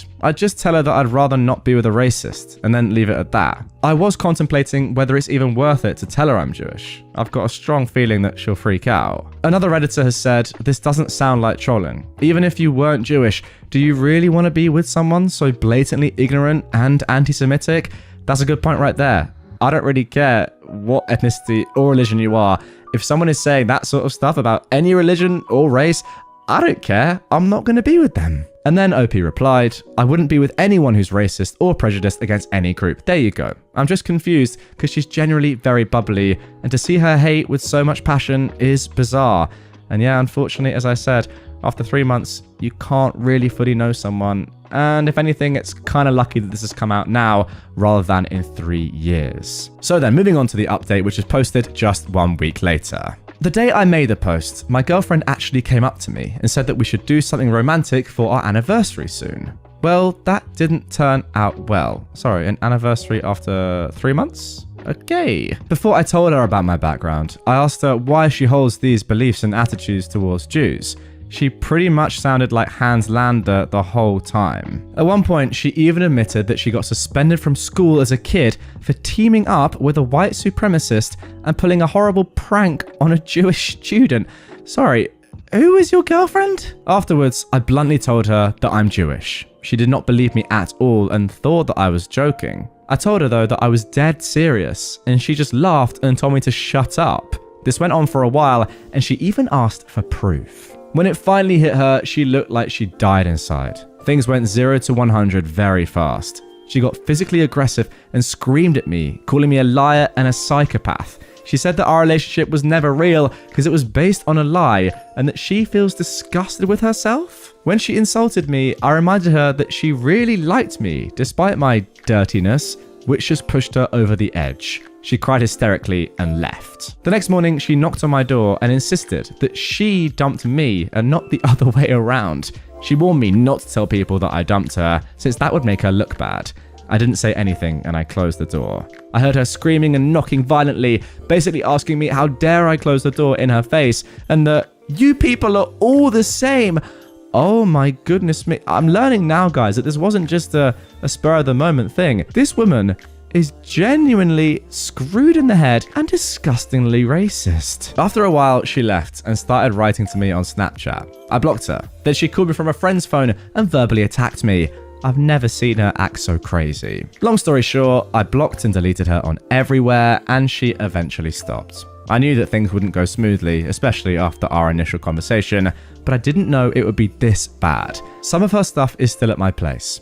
Oh well. Well, let me just tell you, my friend, you dodged the biggest bullet that I've ever seen. Congratulations, in a weird way. And that's it really, isn't it? Because imagine in 10 years' time, right? Your wife now, you've married her, you've got kids with her, and then she comes out with this outburst for the first time ever in your relationship. And only at that moment are you like, wow, who is my partner, really? Like, how can someone say all this? All that to say that it's kind of a good thing that you know at this point and that you have broken up with her. Thank goodness. The one thing that I'm interested to know is the person, the friend who she was chatting to down the phone, the one who she actually abused in this way, or did she abuse after the phone call ended? I don't know. Nonetheless, I want to know their reaction. I want to know if this is a thing that she has done regularly. The one thing we know for sure is that this woman is absolutely crazy. I mean, like, she didn't just go mental with racist abuse, but then got physical and, you know, verbally abusive towards you, even saying, you've lied to me this entire time because I really do hate Jewish people. And you're one of them? Oh my God, that's on you. That incredible prejudice that I have, that's your fault. Again, the beauty of r/best of Redditor updates. My boyfriend found out I'm rich and started using it against me. My boyfriend and I met through a dating app 8 months ago, and we've had a good, steady relationship. I come from a well-off family, but my parents never spoiled me. They taught me not to indulge in excess and to keep my privilege in mind when interacting with people. I'm currently living in an apartment with only my salary. Now, I haven't told my boyfriend about my wealth. I wasn't actively hiding it, it just didn't come up. My birthday was a few weeks ago, and my parents threw a party at our home. Our home is a medium-sized villa. My boyfriend started scowling when I told him that was the home I grew up in. When I asked him about it, he told me it was nothing and started smiling again. His mood got worse though, as more and more of my parents' rich friends started coming in. When I asked him about it the next day, he just told me that he was feeling a little sick. After we got back, he asked me why I hid the fact I was rich. I told him that I wasn't hiding it, but he started bringing it up in every conversation after that. Like him telling me that I didn't know how to cook properly because I was spoilt. Sorry, is this the same person from the last one? He brought it up with his friends, telling them I was a spoilt princess who had everything handed to me. It started as jokes, but it got more hostile as the days went on. When I brought this up, he told me I didn't know normal people problems because I was rich. Did I do something wrong? And what should I do? And then a couple of days later, we got the following updates. After I made the Reddit post, I tried to have a conversation with him, but he kept stonewalling me. He made more snide comments and I decided to break up. When I told him that I was leaving him, it felt like he was expecting it. He called me a rich, and then word that rhymes with rich that also means female dog, and went on a rant about how I was leaving him because he was poor. Some commenters told me to expect this, but it still came as a shock. He and I have very good salaries, and I don't know why he said that. He was a good person most of the time I knew him. Some people asked me why I didn't warn him about my wealth. All my relationships before him were with people in my social class, so the expectation of wealth was implicit. Okay, I'm not gonna lie, this is the first sentence that I've read from OP that I don't particularly like. But we'll carry on. Having wealth was not a big deal in any of my previous relationships, so I assumed it was the same in this one too. It just comes across a little bit patronizing, condescending, even if it's not meant that way. That's all I'll say. I'll warn my partners before taking them home in my future relationships. Yeah, that's just silly. This is a tangent, but I wanted to talk about I'm not rich, my parents are, the thing that many comments suggested. A lot of my friends from wealthy families use that line as a defense, but it's misleading. If I wanted to, I could dip into my parents' finances. I choose not to, but it's still my wealth too. It might technically be my parents' money, but it still makes me wealthy. And having wealthy parents comes with a lot of privileges, even if I don't actively use their money. I never had to work a job when I was studying, I had access to the best schooling, I don't have student loans, and my parents' connections open a lot of doors. Having a safety net let me find what I was good at and let me take risks. So unless they are estranged from their families, children from wealthy families are also wealthy. You know what? I do agree with that entire paragraph, I'll be honest. I thank all the people who commented on my original post and gave me advice. I felt like I was doing something wrong, but you made me see that it was his insecurity and jealousy that was the issue. Okay, you know what? For a period there, for a couple of sentences, I was a little bit worried that OP was coming across as a little bit patronizing. As I said, I don't know, it felt like she knew she had all this wealth and was kind of just like, oh, it's not a problem. I don't know, maybe I've just misinterpreted that. Maybe I have. Looking at that final paragraph, it actually did make a lot of sense. I'm going to be honest, I do understand a lot of the stuff that she said there, and she's absolutely right. I know from my perspective, my parents having, some money meant that I did have more time to focus on stuff. For example, at uni, I could mess around and make silly YouTube videos rather than have a job. That's not, my parents' money isn't my money, but I've got to be honest, that is a fact. So I do completely understand what she's saying there. The thing is, for me, I'm always very careful to not ever gloat at all or even infer that, anyone has any money or anything, because it's so irrelevant to how you are as a person. But I will say that what she's saying isn't wrong. Now, the one thing that I didn't really get was saying, like, she kind of makes it seem like a bad thing, having money, and saying, oh, I should I have said about money. Like, in my experience, it doesn't really matter. Like, it's a weird thing for him, the boyfriend, to be so het up about, I will say, and that is a bit of a red flag, I guess, because it's just like, why is it a bad thing that someone's parents have money? I don't really understand that. Maybe you think, oh, they're so far removed from society. I don't know. If you feel that way in the comments, let me know. I don't really get it. Maybe that's my own, lack of social appreciation. Who knows? But from my perspective, definitely a good thing to break up with him. I was a little bit concerned that even though the whole point of the post is saying, why is this person using my wealth against me? You were still saying, I'm wealthy, just in a roundabout way. Although I now have slightly changed my mind. Yeah, the only sentence I didn't like was when OP said, all my relationships before him were with people in my social class, so the expectation of wealth was implicit. Don't really like that, because that's kind of inferring that people in different social classes don't have wealth. Maybe if you look at the data, it's accurate, but I don't really like that.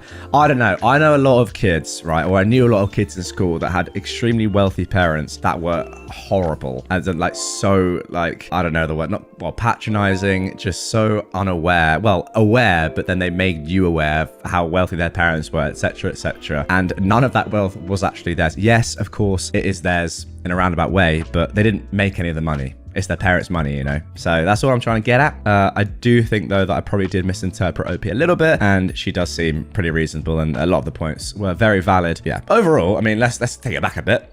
Good thing that you got rid of your boyfriend. That's clear. That is really clear. My wife told me to shut my mouth in front of a bunch of people at a kid's birthday party. Now, this was originally posted on August the 21st, 2022. My wife and I are at odds lately over her sister-in-law, who is also her best friend, who is married to her brother. Long story short, she bends over backwards to accommodate their every ask, including babysitting, errands, etc. This extends to volunteering me to help them without my knowledge or consent. She never sees my point of view or agrees with any criticism of them that I have. We were at my nephew's birthday party today. My sister-in-law is the one who's hosting it, so my wife is super keen for things to go well. Things were going okay. My daughter, who is 3, was a bit upset because her balloon animal accidentally was popped. So she's standing with my wife getting a cuddle, and a boy, older than her, about 5 or 6, sprints into her and knocks her over. She's crying, obviously, and I pick her up. My wife is making a joke of it, saying, "Oh, she needs to watch where she's going." But I said back to her, "Don't blame her for getting bowled over by the bigger boy."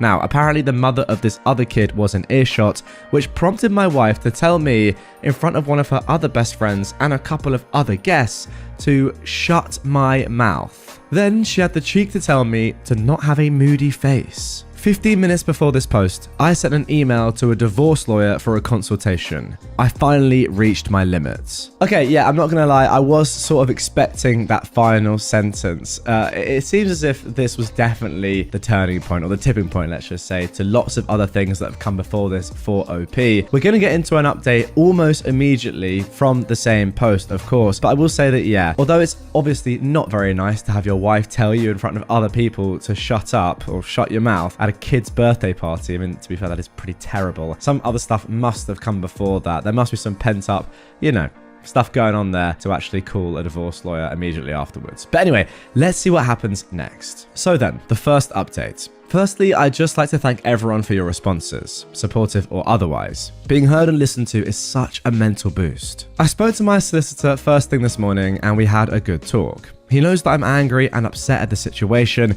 and he says that he'll get myself and my wife in for a consultation if we decide to go down that route. The issue in Scotland is that for a divorce where only one party wants out, it can take upwards of a year to get it, and evidence of separation in that period, unless both parties agree to unreasonable behaviour as the reason for the court granting the divorce. Long story short, I can't proceed without her buy-in if I want it resolved fast. So I took my daughter to my mum's after this, and then I sat my wife down. I told her that yesterday's situation was absolutely unacceptable, and that if I'd told her to shut her mouth in front of my friends, that I'd be getting crucified by everyone we know. I told her she was lucky I kept my mouth shut at the party, and that I didn't give an F about how her sister-in-law would have taken it. We fought again about her sister-in-law, and again she defended her actions, saying that I'm the selfish one who won't help out my family when they need it. I then did the perhaps petty move of dropping divorce leaflets that I printed from my solicitor's website in front of her. I said to her, "I absolutely want to help my family, and this is how I do it." I told her about how I was tired of playing third wheel in my own marriage, and I told her that I was not prepared to subject my daughter to a lifetime of this subservience. Finally, it looks like what I've said has had an impact. She cried, and I think she was close to having a panic attack. This made me feel guilty because fundamentally, I don't think she's a bad person. She's just brainwashed into thinking that her sister-in-law is the second coming of the Messiah. So she promised that when I finish work today, we can have a serious talk about things, and she'll listen to my concerns. Right now, I'm not buying it, but I owe her and my daughter at least a chance to sort things out, so I'll see where it goes. To answer some questions that folks had, I know this seemed like an overreaction to something, but you've got to understand that this was the latest in a long line of sister-in-law related issues. Some folks have asked if my wife might be gay and in love, and I have thought about this as a possibility. I haven't asked her yet, but I may tonight. It does certainly seem logical given how passionate she gets about it. Okay, so that is it for the first update, but just a day later, we got a second. So, we sat down last night for the crunch talks. I have to give her credit where it's due. She apologized for what she said at the party, and she said that she'd also have considered divorce if I'd done the same to her. I reiterated to her that my issue is that she completely makes herself subservient to her sister-in-law at our expense. I pointed out how messed up it was that she didn't immediately take our daughter's side in this incident. The collision was accidental, I think, but I told her that to blame the little one was out of line, which she accepted. I then asked her outright if she had any sort of romantic feelings for her sister-in-law.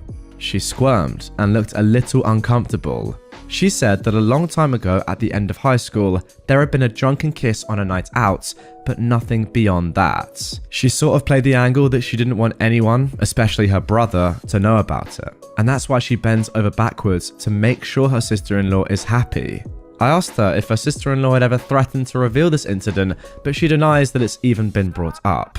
She just thinks that if the wider family knew, it would bring up a lot of weirdness. She swears that she has no interest in having any kind of relationship with her and that she's straight. I told her I didn't care about what she did that long ago, but that it needed to stop impacting our relationship in the present because I am the thinnest of thin hairs away from walking away forever. She, surprisingly, apologized again and said that she'd really try to work on it. I told her that I needed to see some proof of that so she can consider herself on probation. I told her that if I feel that it's happened again, I'll be taking our daughter to stay at my mum's. She accepted this, so we're proceeding cautiously. And guys, that was the end of the story for a very long time, a good 6-7 months. However, April the 3rd of this year, we got another update. Remember, the original was posted in August of 2022. So a lot of people thought that perhaps that was going to be the end and were wondering what would happen next. But yeah, in April, we got another update. Now, I will just say quickly before we get into it, it seems quite encouraging right now. I mean, the fact that your wife's accepting of all of this and is apologizing. However, the fact that I can see there's another update is not necessarily a good thing, but hey, we'll see. Here we go. I've posted here many times about issues I've had with my wife, most commonly with regards to her subservience to her best friend turned sister-in-law. She's promised to try and work on this, given how much it's impacted our marriage, but today, I think we passed the point of no return. You see, today is my birthday. It's past midnight now though. This morning, my daughter, who is nearly 4, gave me huge hugs and kisses, which was great. My wife gave me a card and told me that my gift hadn't arrived in the post yet.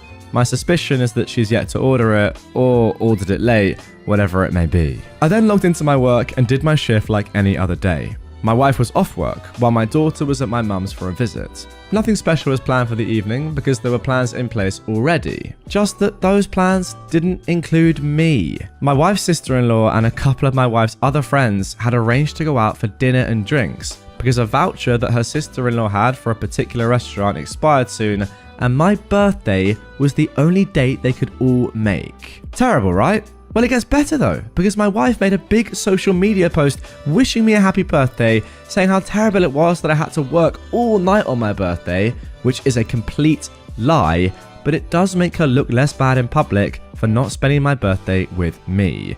The issue is, because she's done this, I now couldn't make plans with friends or family without exposing her lie. So yeah, great birthday. When I think about how she'd react if I'd pulled half the stuff that she's pulled, I can't see it ending any other way than me getting screamed at, even though she's chosen to spend my birthday with her sister-in-law instead of me. On the plus side, I did some Warhammer painting after I collected my daughter and played with her a bit before bed.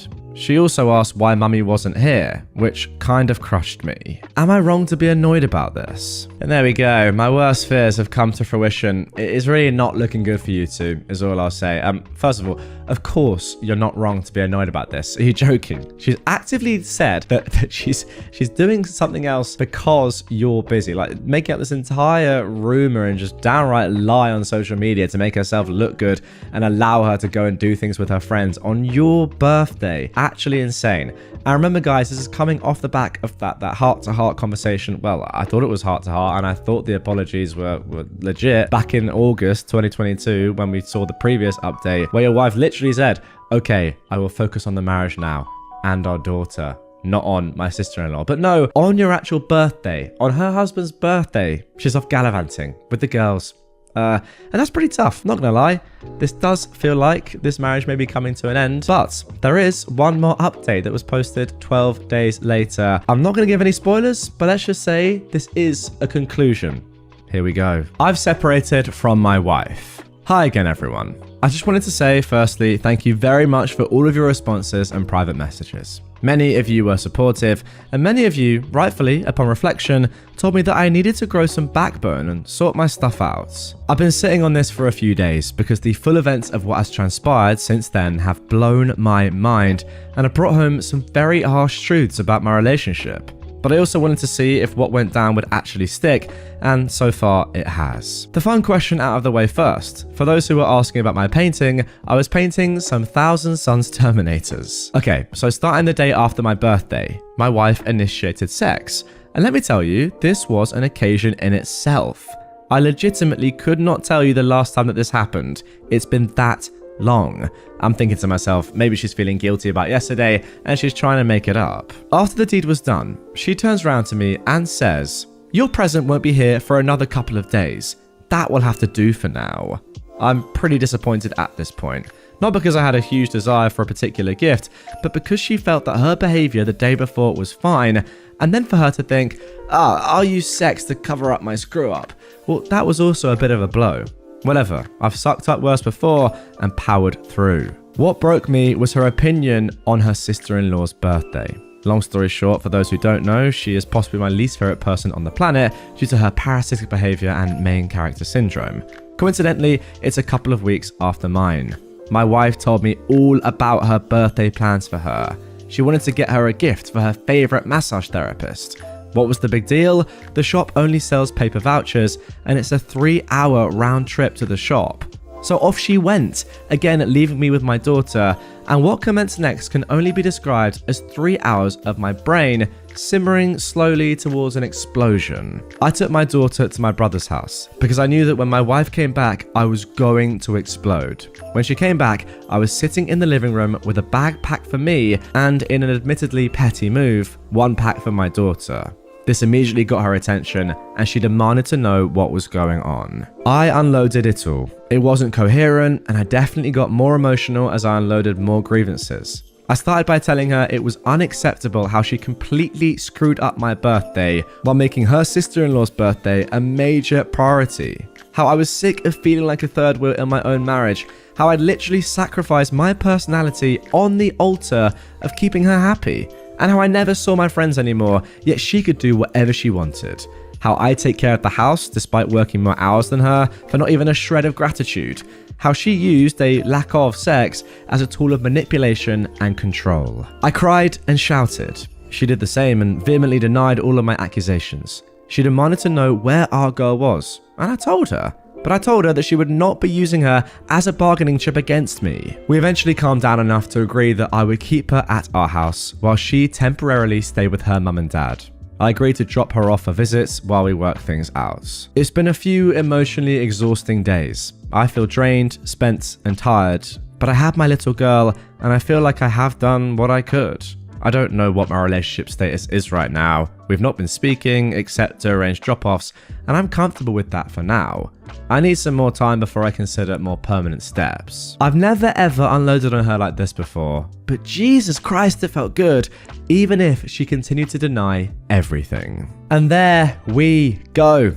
That is the conclusion of that one. Wow, a lot of stuff just happened at the end there that I can't quite believe, but maybe I should have seen it coming. You know, the whole time. The semi-crocodile tears, the fake apologies. I don't know, guys. I want you to comment down below on whatever platform you're on. Do you think that OP's wife, I mean, maybe now ex-wife, it's getting towards that stage, is in love, or at least has some sort of romantic desire for her sister-in-law? Because she openly admitted there was a drunken kiss. She's lied about other things, so maybe she's lied about there being more there. And she did seem very sheepish. And also, she clearly just loves her as a person anyway, even if it's not romantic. I don't know. I reckon there's a lot more going on there that OP hasn't really found out about because his wife isn't really saying all of the truth. I reckon she is in love with a woman. Nothing wrong with that, by the way. But I think that might just be the cornerstone, the big key to this entire story. I will say this whole story was really interesting on the behalf of OP, because I do kind of agree with some of the comments going along that surely at some point, like, you grow a backbone, right? You need to stand up for yourself. Why are you protecting your wife on social media when she's the one that's kind of just being an absolute rat to you? You know, if your wife says, it's a shame that my husband is working on his birthday and that's the reason why I'm doing these things with my friends, why don't you just say on social media, this is a lie? Or just tell people, yeah, that's actually just not true. She's just going to see her sister-in-law. I get it. You want to keep things, acrimonious. You want to keep the peace. But you're probably a very nice guy as well. A selfless guy that just doesn't want to cause too much drama. Whereas your wife is clearly the very opposite of that. But I will say that, yeah, maybe you could have stepped things up a little bit earlier. I do love that you did it eventually, OP. As you said at the end right there, Jesus Christ, it felt good to unload. I feel like you have a lot of pent-up things that you need to say there and lots of grievances, as you said, and it's good to actually finally get them out and take those active steps towards a better life for you and your daughter, let's be completely honest. But yeah, I do kind of think that maybe you could have gone a little bit earlier, given that you had already mentioned about calling a divorce lawyer and all that stuff in August of 2022. And we're now, 7-8 months down the line and you're still not divorced. But that's just me. I'm not in that situation. I don't have a daughter, so it's tough to know. Guys, as always, get your comments in down below. I want to hear your thoughts. I, a 35-year-old man, was incarcerated and lost touch with my girlfriend, a 33-year-old female. It's been over 10 years. Would it be wrong to contact her? When I was a university student, I fell in love with Daria, not her real name, obviously. She was the little sister of my best friend, so I considered her off limits, but my crush on her persisted and grew. She's one of those beautiful, brilliant people who is alive and breathing to make the world a better place. How could I not be drawn to that? One day, she told me she had feelings for me, and to my relief, my best friend didn't have a problem with me dating his sister either. So, for 2 wonderful years, Daria was my girlfriend. I should have asked her to marry me. I don't know why I didn't. I suppose I thought I had all the time in the world. We were young and there was no need to rush things. We lived in a country that isn't exactly democratic, and we were political activists. I ended up getting arrested and going to prison for 9 years. Please, don't think I'm some kind of monster for this. I don't want to go into detail in case it makes me identifiable somehow, but we didn't hurt anyone or do anything immoral. What we did isn't even illegal in the country where I currently live, and our beliefs were far from extremist. I haven't seen or spoken to Daria since the day I got arrested.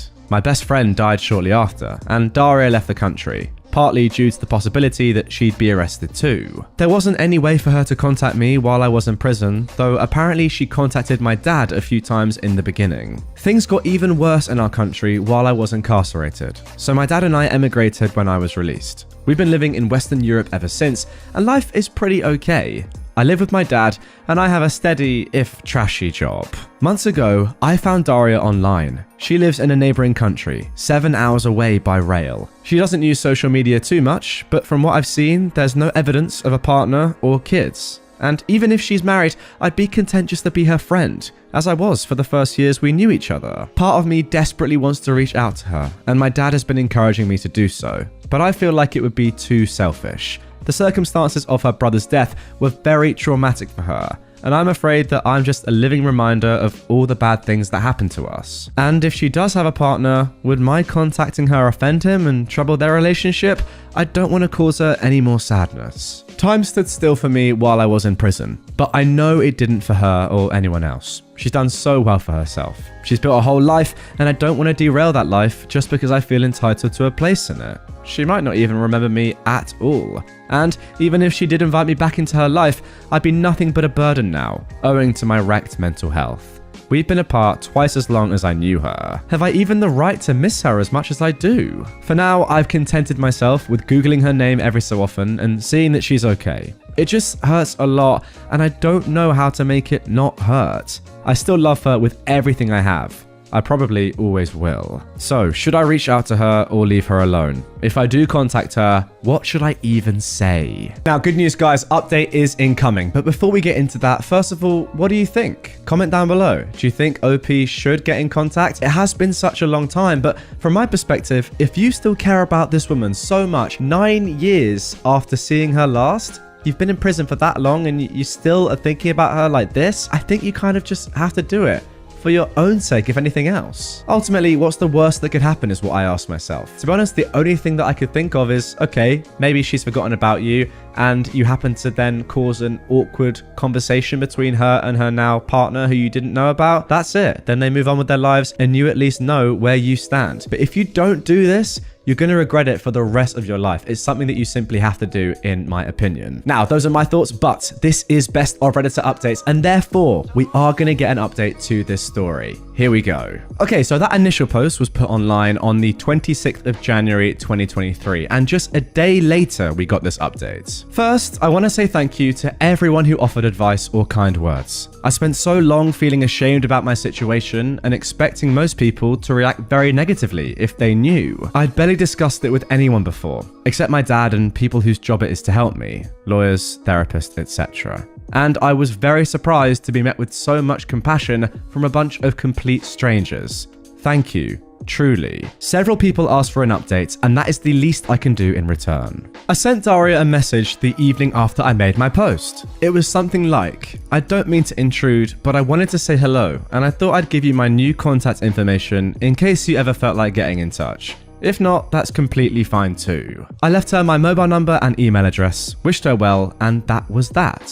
I knew it might be a while before she responded, if she responded at all, so I tried to put it out of my mind.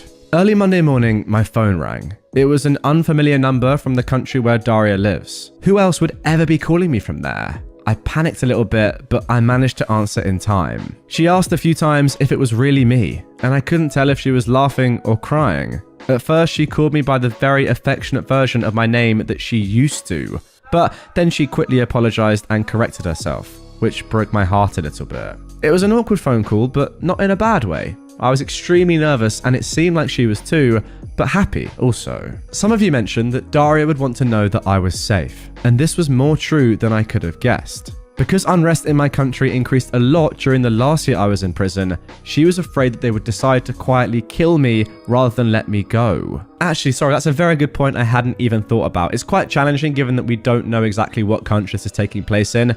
But yeah, as OP has already mentioned, clearly a lot of political unrest going on. You can probably assume from that whereabouts this country could be or what it may be. And therefore, yeah, no idea if someone going to prison would be let out, especially if they were doing something that was against the regime. OP continues, there are documented cases of other prisoners like me having met very suspicious ends in the months before my release, so it wasn't a totally unreasonable worry. Wow, there you go. She also said that she repeatedly tried to send me parcels of supplies and put money on my commissary account, but her attempts were rejected without explanation. After my sentencing, I was not allowed to receive correspondence or to have a commissary account at all because of the classification of my crimes, so she was forced to give up. She told me this as an apology, as if I would have been disappointed with her for not helping me more. I had no idea she'd done any of that. I do know that it was not a safe thing for her to do, and I feel terrible that she put herself at risk trying to make me a little more comfortable. She didn't seem to want to talk about what happened any more than that, and so we didn't. We changed the subject to more light-hearted things. Our jobs, the cities where we live, how my dad is adapting to a new country, etc. When she arrived at work and had to end the phone call, she asked if I wanted to continue talking through a messaging app. Obviously, I said yes, and I downloaded it immediately. We sent messages throughout the day, and she even interrupted her commute home to send me a picture of a restaurant modeled after one of my favorite books, just because she thought I would like it. She told me that she thought of me every time she saw it, but unfortunately the restaurant itself was not so good. I was afraid that she wouldn't remember me, but she even remembers the things I like to read. She remembers a lot of little things, even stuff I forgot. We've been sending messages back and forth ever since, and talking on the phone after I finish work at night until she gets too sleepy. Sometimes it feels like I'm 24 and she's texting me from a few blocks away, as if the next thing she might ask is, what's for dinner? Other times, it seems like we're trying to will dead versions of ourselves back to life in order to avoid acknowledging what we've lost. She seems a lot more timid than she used to, more passive, which I suppose makes sense. Sometimes I worry about how much I've changed, and that maybe she won't find anything left in me that's worthy of her. But if I could express in words what it feels like to hear her laugh, I could explain that there's also a lot that we know very well. She hasn't lost her kindness, or her warmth, or her empathy. She still cares about me, and I still care about her. I know that rebuilding a friendship after all that's happened will take lots of patience, and I have plenty to spare. I'm just happy to have the chance to get to know her again. This morning, Daria asked if I want to have a video call sometime this weekend. I agreed, but I'm ashamed to admit that as much as I want to see her, I'm very nervous. I look so different than she'd remember. My jaw's messed up, and I have the teeth of a hockey player. Fortunately, I will qualify for healthcare insurance soon and be able to have them fixed. I lost weight that I haven't put back on, and I see an old man in the mirror. I'm also worried that I'll get very emotional when I see her and embarrass myself that way. I don't really cry in front of people. I'm not used to it, and this doesn't seem like a good occasion to start. Aside from not wanting to appear pitiful, I don't want her to feel forced to comfort me. If anyone has some advice on how to handle this, it would be much appreciated. Overall, this week could not have gone better, and I'm extremely grateful to everyone who gave me the little push of courage I needed to send her that message. 1,000 times, thank you. Oh, and just to clarify, she doesn't have a husband or kids. As I said in my first post, I only considered contacting her as there was no evidence of a partner on her social media. And there we go. Off the rip, it just sounded as if she was so into you and couldn't quite believe that you'd got back in contact with her. Amazing to have a girl text you throughout the day and really want to be in your life, right? Makes a change from being ghosted all the time. Am I right? Oh, just me? Tough. But what I will say before we get into the final update of this story, which was posted just a couple of weeks ago on the 23rd of March at the time of recording, is that things are looking very good, and I don't really see how they could go downhill from here.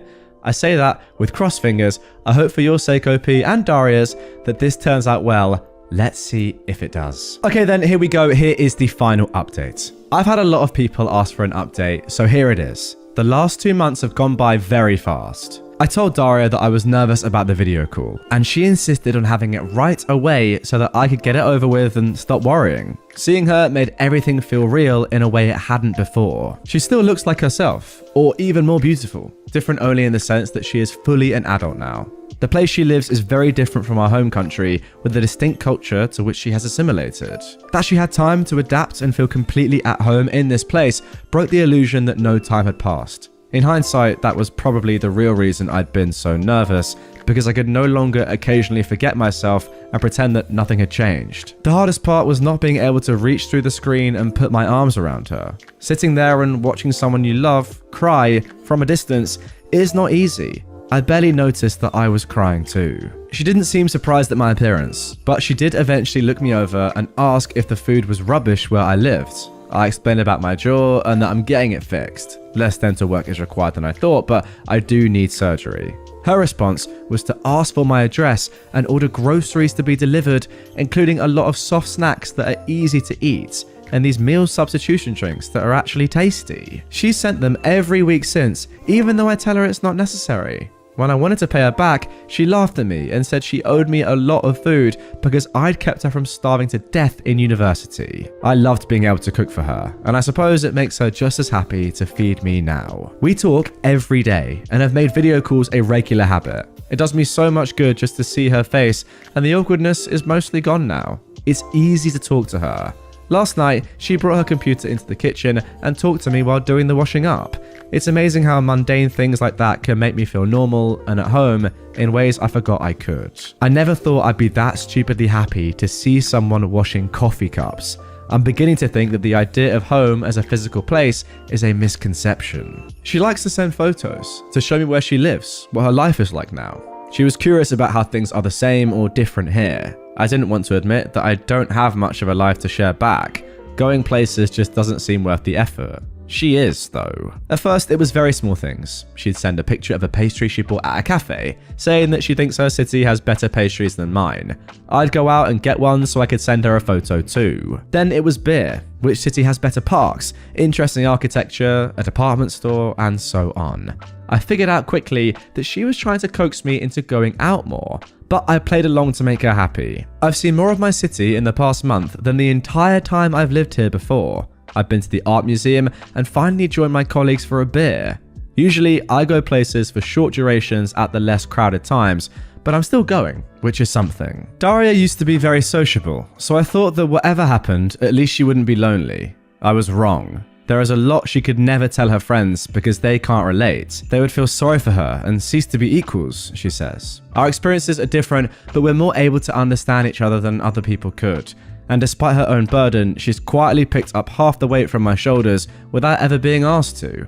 I am in awe of her, simply for being the kind of person who would. For Women's Day, I sent her some orchids, and she was very happy that I remembered her favorite flower. The things I can do to make her smile are so small, and she deserves so much more than I know how to give her, but I would do anything for this woman, and I am learning. There are protests happening where she is, with riot police and tear gas. Whenever this happens, she feels nervous and has difficulty sleeping.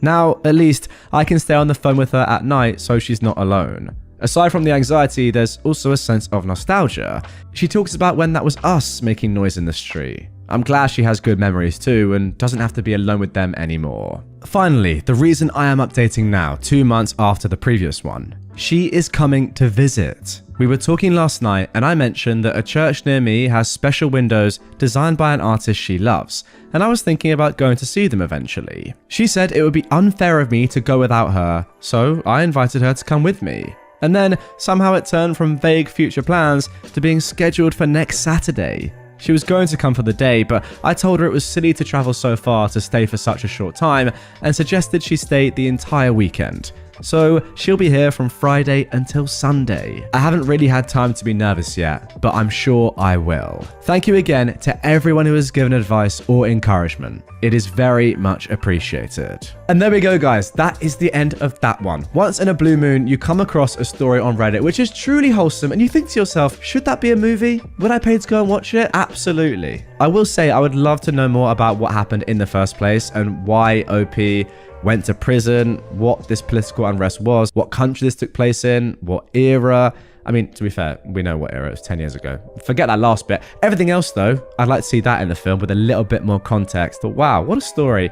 It's pretty amazing. It's like a fairy tale, really, but you're living it, OP. Fair play. Jealous of your position? I was going to say that, but then again, you were in prison for a decade, so I'm not sure about that. To be honest with you guys, I feel like we're owed one more update, right? Because again, as I said, that last one happened just a couple of weeks ago, actually less than 2 weeks ago. So I presume that you have now met up with Daria. She stayed the weekend. My friend, how did it go? I'm on the edge of my seat here, quite literally. I want to know. So if we do get another update from OP, guys, comment down below, drop a like on this if you want to see it, because I know I certainly do. Mother-in-law in the wilds. The Insane Granny Saga Part 1. Guys, this was originally posted on the 3rd of October 2016. So, this happened earlier today over the course of about 3 to 4 minutes. First of all, some relevant background. I broke my ankle and a few toes on opposite feet a few weeks ago. My cast was removed 3 weeks ago, so I'm mobile now and down to using just one crutch, mostly for balance. This has meant that my brother has been chauffeuring me around everywhere, including to and from work.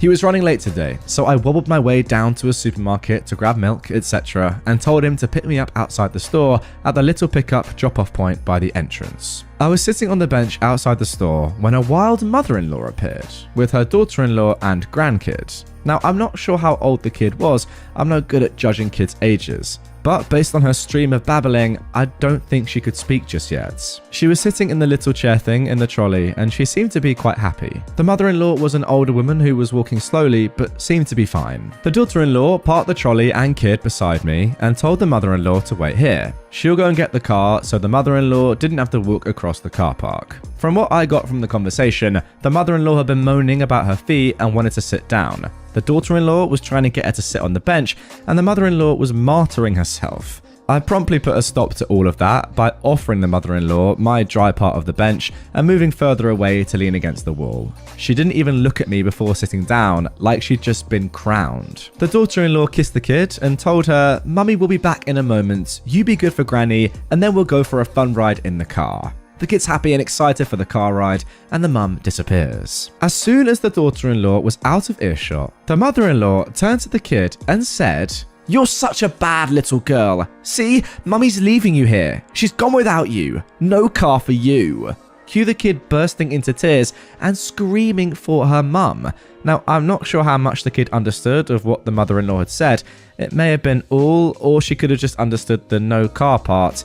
Either way, it's a trashy thing to say to your grandchild, or any child to be honest. I looked right at her and gave her the raised eyebrow look and some serious glaring, which probably gave away the fact that I'd heard her. She completely changed her tune then, loudly telling the kid that she was only joking and "Mummy will be right back," etc. Now, this didn't really have much effect on the kid, and she was working herself into a right state, so the mother-in-law decided to take her out of the trolley seats. She plonked the screaming kid on her feet, then turned back to sit on the bench. Now guys, this kid could have given Usain Bolt a run for his money. The moment she had her, not particularly stable, balance, she made a run for it, screaming for her mummy, straight towards the road. There was about 15 feet between the road and me, still leaning against the wall, and about half that between the kid and the road. In the time it took for me to realize the kid was heading for the road and that the mother-in-law hadn't seen anything, the kid had made it past the bollard. There are bollards outside shops in the UK.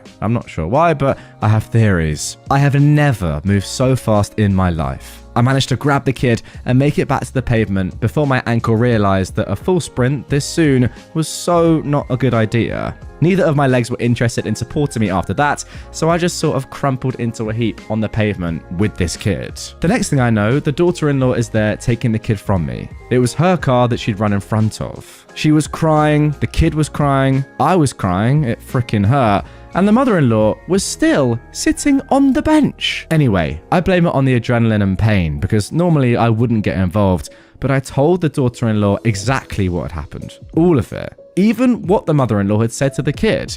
When I left, the daughter-in-law was still screaming at her mother-in-law. So there we go then, that is the first post. Let's get straight into an update that was posted just one day later. Firstly, the ankle. It's sore, swollen and bruised, but thankfully not rebroken. The doctor said it's badly sprained and will set my recovery back, but I don't need to go back into a cast. That's good to hear. So because I had an appointment with my physio this morning, I decided to wait for that instead of heading to A&E last night. Long story short, my physio was convinced that my ankle had rebroken and sent me up to x-ray. Physio department is in the hospital. A nurse or porter, I'm not sure what she was, stuck me in a wheelchair to take me and we got chatting. The nurse said, "So how did you manage to hurt yourself this time around?" "Oh, I chased after a kid that ran into traffic." "My God, how did that happen? When was this?" "Yesterday." And then I get ready to tell the story. "Wait, was this at the supermarket located here?" said the nurse. Yeah? Oh my God, that was my niece. That's right, the mother-in-law is her mother. Apparently, her sister-in-law, so the daughter-in-law from yesterday, took off and left her mother-in-law, the nurse's mum, at the store yesterday. She's pretty sure her brother and her sister-in-law are now no contact, as her sister-in-law has been pushing for no contact, but her brother, the daughter-in-law's husband, is a mummy's boy and had been reluctant. Guys, I apologize if the in-laws are getting a little bit confusing. This is all in relation to what is coming up though, so it kind of has to be this way. Stay with it. She is already no contact with her mother, just to confirm that is the crazy granny of this entire story, after she caught her pinching her newborn. She also told me that her niece is fine, but her sister-in-law got a big fright. Well, I'm not surprised. So there you go. It's a dang small world. I had 100 questions for her, but thought that might be a bit rude. I'm not sure if I'd ever run into her again. It wasn't really clear where in the hospital she worked or what she actually does, but you never know. Well, 1 week later to the day, there's another update. So here we go. I really didn't expect to have an update for this again. I was pretty sure it was all over. I was wrong. I had another physio appointment today and ran into the kid's aunt again. It turns out she's trained to be a physio, so I'll probably see her a lot. After my appointment, she asked if she could talk to me, so we had a sit down and a chat. It turns out the insane granny has gone completely bananas. She's apparently got enough sense about her to realize that the kid's mum now has a dang good reason to go no contact, along with the kid, and could now probably convince her husband, the kid's dad, to go no contact too. So, knowing she is probably about to be cut off, she made a preemptive strike against the kid's mum and dad. She called the police and told them about the incident in the original post, except she completely changed the story. According to her, the kid's mum was being mean and neglectful to the kid, and the insane granny called her out on it, which evolved into an argument. While they were arguing, that is when the kid ran off into the road. The insane granny noticed and ran after her. The kid's mum then snatched the kid from granny and left the granny at the store. No mention of me entirely. Based on how quickly things have moved, they think that insane granny told the police this story on the day of the incident, if not the day after. I'm not sure what the rules are around the world, but here in Scotland, the police have to investigate and they also have to inform social services, who then have to do an initial assessment, talking to the kid's school, doctor, and more. Basically, there are a few compulsory boxes to be ticked before deciding whether or not to carry out a more in-depth investigation, and there isn't much you can do to stop it. So the police dropped in to visit the kid's mum and dad last Thursday. The kid's mum told her version of events, but couldn't really give many specifics as she wasn't really there. She only really knew what I told her. So the police, and presumably social services, now have two conflicting reports, one of which claims the involvement of a third party, me. The next day, they received notice that social services would be in touch. This has all lit a fire under the kid's dad's butt, and he confronted the insane granny. The highlights, told to me at least, include her endgame is to get custody of the kid. She hopes the kid's mum will be jailed, and she admitted to lying to the police, but is confident the kid's mum can't prove what actually happened because there's no way she'd be able to find me to corroborate. The kid's aunt was told all this over the weekend, and while everyone seems to be sure that both the police and social services won't find any problems, they're understandably nervous. The aunt didn't tell the kids' mum and dad that she'd met me in the hospital for 2 reasons. First, she didn't actually have my permission to do so, and definitely didn't have my permission to give out my contact details. Basically, the aunt asked if I'd be willing to give my side of the story to the police and social services, and could the kids' parents contact me. I've agreed, and the aunt is going to pass everything on to the kids' parents. Chances are they won't need me to do anything, but you never know. I also pointed out that the security cameras for the store would have caught everything, and that would probably be the police's first stop. So, the drama continues. Okay then, and then just 5 days later, we got the 3rd update to this story. So, things have gotten interesting. The kid's mum contacted me and we met up for coffee yesterday. She's a really nice lady who was under a lot of stress. I told her about r/justknowmil, that's the subreddit that this story was originally posted on, and she said she'd have a browse, though I've got no idea if she was just being polite or not. She ended up a bit of a ranting mess, but I don't blame her, to be honest. She did clear up a few things though. The big one being that the insane granny didn't call the police, she called a friend of hers who works in the social services. Insane Granny gave this social services friend her version of events, and the friend officially reported the kid's mum. That's how the police became involved. Social services contacted them as they, most likely spearheaded by the social services friend, though this is a speculation on the kid's parents' part, believe the kid to be in immediate danger. The police have found that the kid is in no immediate danger, but they're still investigating what happened at the store. I'm going to give them my statement at some point next week, and that should hopefully be the end of it. Social service, on the other hand, is a totally different can of worms. Regardless of how they got involved, they still have to do an initial assessment and will also be investigating the incident at the store. From what the kid's mum told me, Insane Granny's social service friend is either pushing everything or is actually in charge of the investigation. So far, this social service friend has mostly been doing her job, though rather invasively. She is allowed to speak to all of the kids' parents' neighbors, co-workers, the kids' school, and the kids' doctor. What she isn't allowed to do is show up at the kids' parents' house with the Insane Granny to try to force a reconciliation. Apparently, Insane Granny really went for it with the manipulation and gaslighting in front of the social services friend. She seems to be trying to make the kid's mum look like the insane one. Between bouts of fake crying, she, 1, acted concerned about the kid's mum's mental state, saying she must be hallucinating because she's remembering the incident wrong. 2, said that the kid should be placed in her, the Insane Granny's, care until all this nonsense is sorted. 3, asked her son, the kid's dad, how the divorce proceedings are going. They're not divorcing, she's just trying to make it look like they are to her friend. And 4, told the kid's mum that she was glad she was feeling well enough to clean the house and asked her if she'd managed to feed the kid today. Oh wow. When the parents pulled out their trump card, the fact that aunt is, and now they're, in contact with me, the granny started fake crying and asking why aunt and kid's mum are lying to everyone, that the kid's mum had dragged aunt into her delusion and that she, the kid's mum, needs help. Then she turned to her social services friend and told her that aunt and the kid's mum must be paying some poor homeless girl or student to lie for her. I totally called that, by the way. I knew she was going to accuse me of lying or something similar. At this point, the kid's mum admits that she lost it at Insane Granny and was screaming at her to leave. This was convincing enough for the social services friend, and apparently the kid's dad, to suggest to the kid's dad that he might want to have the kid's mum sectioned, committed to a psychiatric facility. Once the social service friend and Insane Granny left, the kid's parents argued. The gist of it being that the kid's dad was sort of taken in by his mother's, Insane Granny's, claims. She didn't tell me much about that, just that he's sleeping in the guest room now. Wow. I offered to speak to him, but she, rightly I suppose, thinks that he should trust her without outside input. Yeah, I agree, to be fair. You're telling me that he's believing his crazy mum, the Insane Granny, over his wife? I mean, that's on him. Anyway, I've advised her to contact social services herself and give them my contact information, so there is an official paper trail, and Insane Granny's social worker friend can't claim that she didn't know anything about me.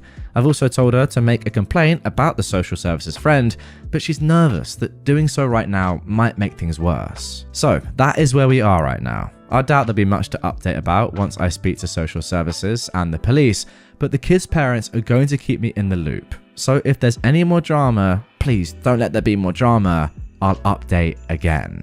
Well guys, there is a reason why this episode is titled as part 1. And as I said in the intro, there is a lot more to come. Unfortunately, there are a lot more updates. I say unfortunately, for us, it's just getting started. Over the next 2 days, you will see these next 2 parts. And let me tell you, you don't want any spoilers. Don't go and try and find the rest of the story right now. Just have a little bit of patience. It's way too long to cover in just 1 episode, but I thought I'd just expand it into 3. And that way, you can think about it in the time off, in between videos. Think, what's going to happen next? Let me tell you, I haven't even read ahead myself too far. I just know how long this entire story is. And from what I can kind of see, just having a little look, it gets very, very interesting. So, yeah, stay tuned. Okay then, so the next update comes just 1 day after the previous one, on the 17th of October 2016. I'd asked the kid's mum if she wanted me to go and make a statement to the police, or just wait until social services contact me. She wanted me to go to the police, as she's trying to get an interdict order, essentially a restraining order, against Insane Granny. So I went to give my statement to the police, and oh boy has Insane Granny done a number on them.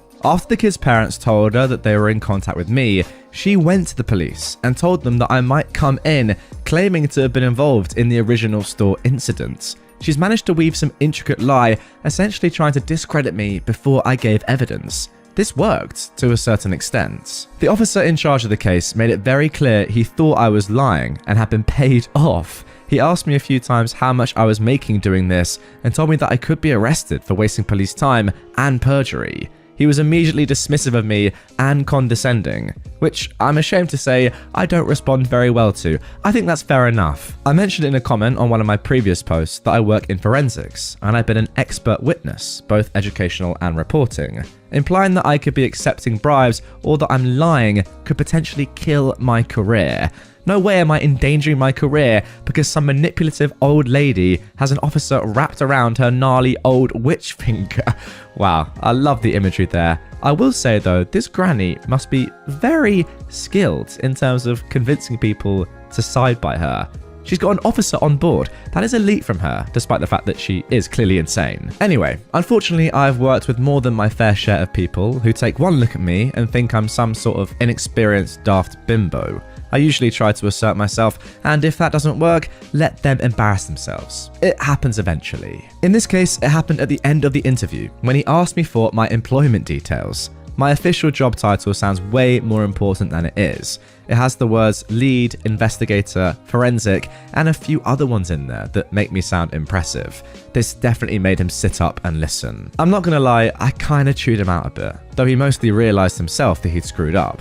He'd allowed himself to be completely manipulated by Insane Granny, and I pointed out that it's pure luck that what I do for a living comes with a lot of credibility. What would have happened if I had been some poor student, or someone uncomfortable in this type of situation, or heck, anyone else? So I set the record straight about Insane Granny. Well, what I know to be facts. I also filled him in off the record about what Aunt and the kid's mum told me, which I obviously can't prove. So we had a chat and I got a few things straightened out. One of which was that Insane Granny did in fact contact the police after the incident at the store. I was originally told that she contacted the police who contacted social services. Then I was told that this wasn't true. Instead, Insane Granny had contacted her social services friend who reported the incident and somehow got the police involved. It was unclear how. So we think, complete speculation on mine and the police's part here by the way, that once Insane Granny made her report to the police and they said they'd be contacting social services, Insane Granny took it upon herself to contact her social services friend. So we definitely know that the social services friend is not officially involved. A few of you who work in social services pretty much said the same thing. That is shady. So Insane Granny and her social services friend are basically a rogue duo going around town trying to get dirt on the kid's mum. I've reported her. I've told the kid's mum this too, and the police are now aware of her. Though whether they just let social services deal with her or get themselves involved, I don't know yet. The officer also told me some of the things that Insane Granny has claimed about me. Now before anyone loses their head about him breaking confidentiality, etc., he never actually gave me her side of the story or told me what she said in her statement. I got that from the kid's aunt. All he told me was what she said when she came in to warn him I'd be making a fake police report. So she's claimed, to the police this is, that I, someone she knows absolutely nothing about and met for less than 5 minutes, am a poor student desperate for money. I have a history of lying to the police. She knows this because apparently I'm friends with the kid's mum's drug addict cousin. I might be a drug addict, she doesn't know, and that I once tried to seduce her son, the kid's dad, which is impressive as I've never met the guy before. Unfortunately, I gave him all my whats, so I don't have any to spare for you. I also asked about the security camera outside the store. They didn't manage to get anything from them as they're aimed at the door, not the pickup area. I did have a look on the way in, and I thought that it might be a long shot. So, what is still to happen? The kids' parents will have an official social services visit sometime soon. Social services will most likely want to talk to me. The police will be going after Insane Granny for wasting police time and filing a false police report. And finally, there will hopefully be a follow-up to my complaint about the social services friend. Well then, let's see what happens next. 8 days later, we get the 5th update in this story. I don't think you'll need your drama llamas for this update. More likely you'll need your perplexed alpacas? Anyway, it's more weird than dramatic. As some of you know, because of the state of my ankle, I've been staying with my parents and younger brother for the last few months. Well, on Monday, my mum had the day off and was pottering around the house. My parents' place is in a very rural area of Scotland. Our closest neighbour is 6 miles away, and our house is at the end of what is essentially a mile-long dirt or tractor track. It's hard to find, and the only strangers we get out here are either forestry people who missed the forest access road, or 1 or 2 brave, or quite possibly lost, Jehovah's Witnesses. Google Maps and sat-navs can't find it, and no one delivers out here except Royal Mail. At around noon, a car pulled up. However, no one got out. This isn't too unusual, as I said, it's usually someone lost. So, my mum hung around at the front of the house in case they came over to ask directions. Instead, after a few minutes, the car left. About an hour later though, the same car pulls up, and the same thing happens again. Another hour goes by and they're back again, only this time 2 women exited the car. They didn't go to the door, instead they decided to have a little snoop around. One tried to go around the back of the house, which is currently fenced off as our back garden is being used as a paddock for a pregnant mare and her foal. The other started trying to look in the windows, so my mum goes out and asks if she could help them. They very quickly say no, they were just looking before booking it back to their car and speeding off. Naturally, my mum was confused enough to tell my dad, brother and I what happened pretty much as soon as we got home. I've definitely been working in forensics too long, as my immediate reaction was that they were casing the place. Now, we have security cameras. They're not for the house or security, they were originally set up around our back garden so we could watch for when the mare went into labour. They were never removed because the foal turned out to be the reincarnation of Houdini, and then we had the mare covered again. One of the cameras is aimed at the gate that one of the women tried to open to get into the back garden, so we had a little look at the footage. Can you guess who was trying to open that gate? Yep, Insane Granny was at my parents' place. I have no idea who her friend was, what they wanted, or why they didn't talk to my mum, and I can only assume she got this address from the kid's parents. My money is on the dad. My mum had a day off work as well, but she said no one turned up. However, I have a day off tomorrow, and apart from my brother being about in the morning, I'll be home alone. I know many of you will suggest calling the police for either harassment or trespassing, or both, but in Scotland, trespassing is a civil matter, not a criminal one, so they can't get involved. There are laws regarding trespassing, but they're mostly to do with squatting, and Scotland has a lot of public access laws, which essentially let people go wherever they want in regards to the rural areas. The stalking and harassment laws require 2 related incidents, and must pass the reasonable person test. If the average person on the street was subject to this behaviour, would they feel threatened, alarmed, or distressed? If not, then there was no offence. The offender must also be aware that what they're doing is causing alarm or distress. For example, if your mother-in-law wants access to your kids and keeps coming around to your house to complain every night for a fortnight, you become fed up and begin to feel distressed about your mother-in-law's constant visits. Your mother-in-law is aware that her behaviour will cause you distress and is hoping to wear you down into letting her see your kids. I'm not particularly worried. Even with my leg, I'm pretty sure I could take her, and my brother has graciously let me borrow Bernard, his old shinty stick with a kitchen knife duct taped to it. When I first broke my ankle, I also gave myself a head injury. My brother and I spent that night and the next day binge watching The Walking Dead, and I think he freaked himself out, as 2 days later, Bernard appeared.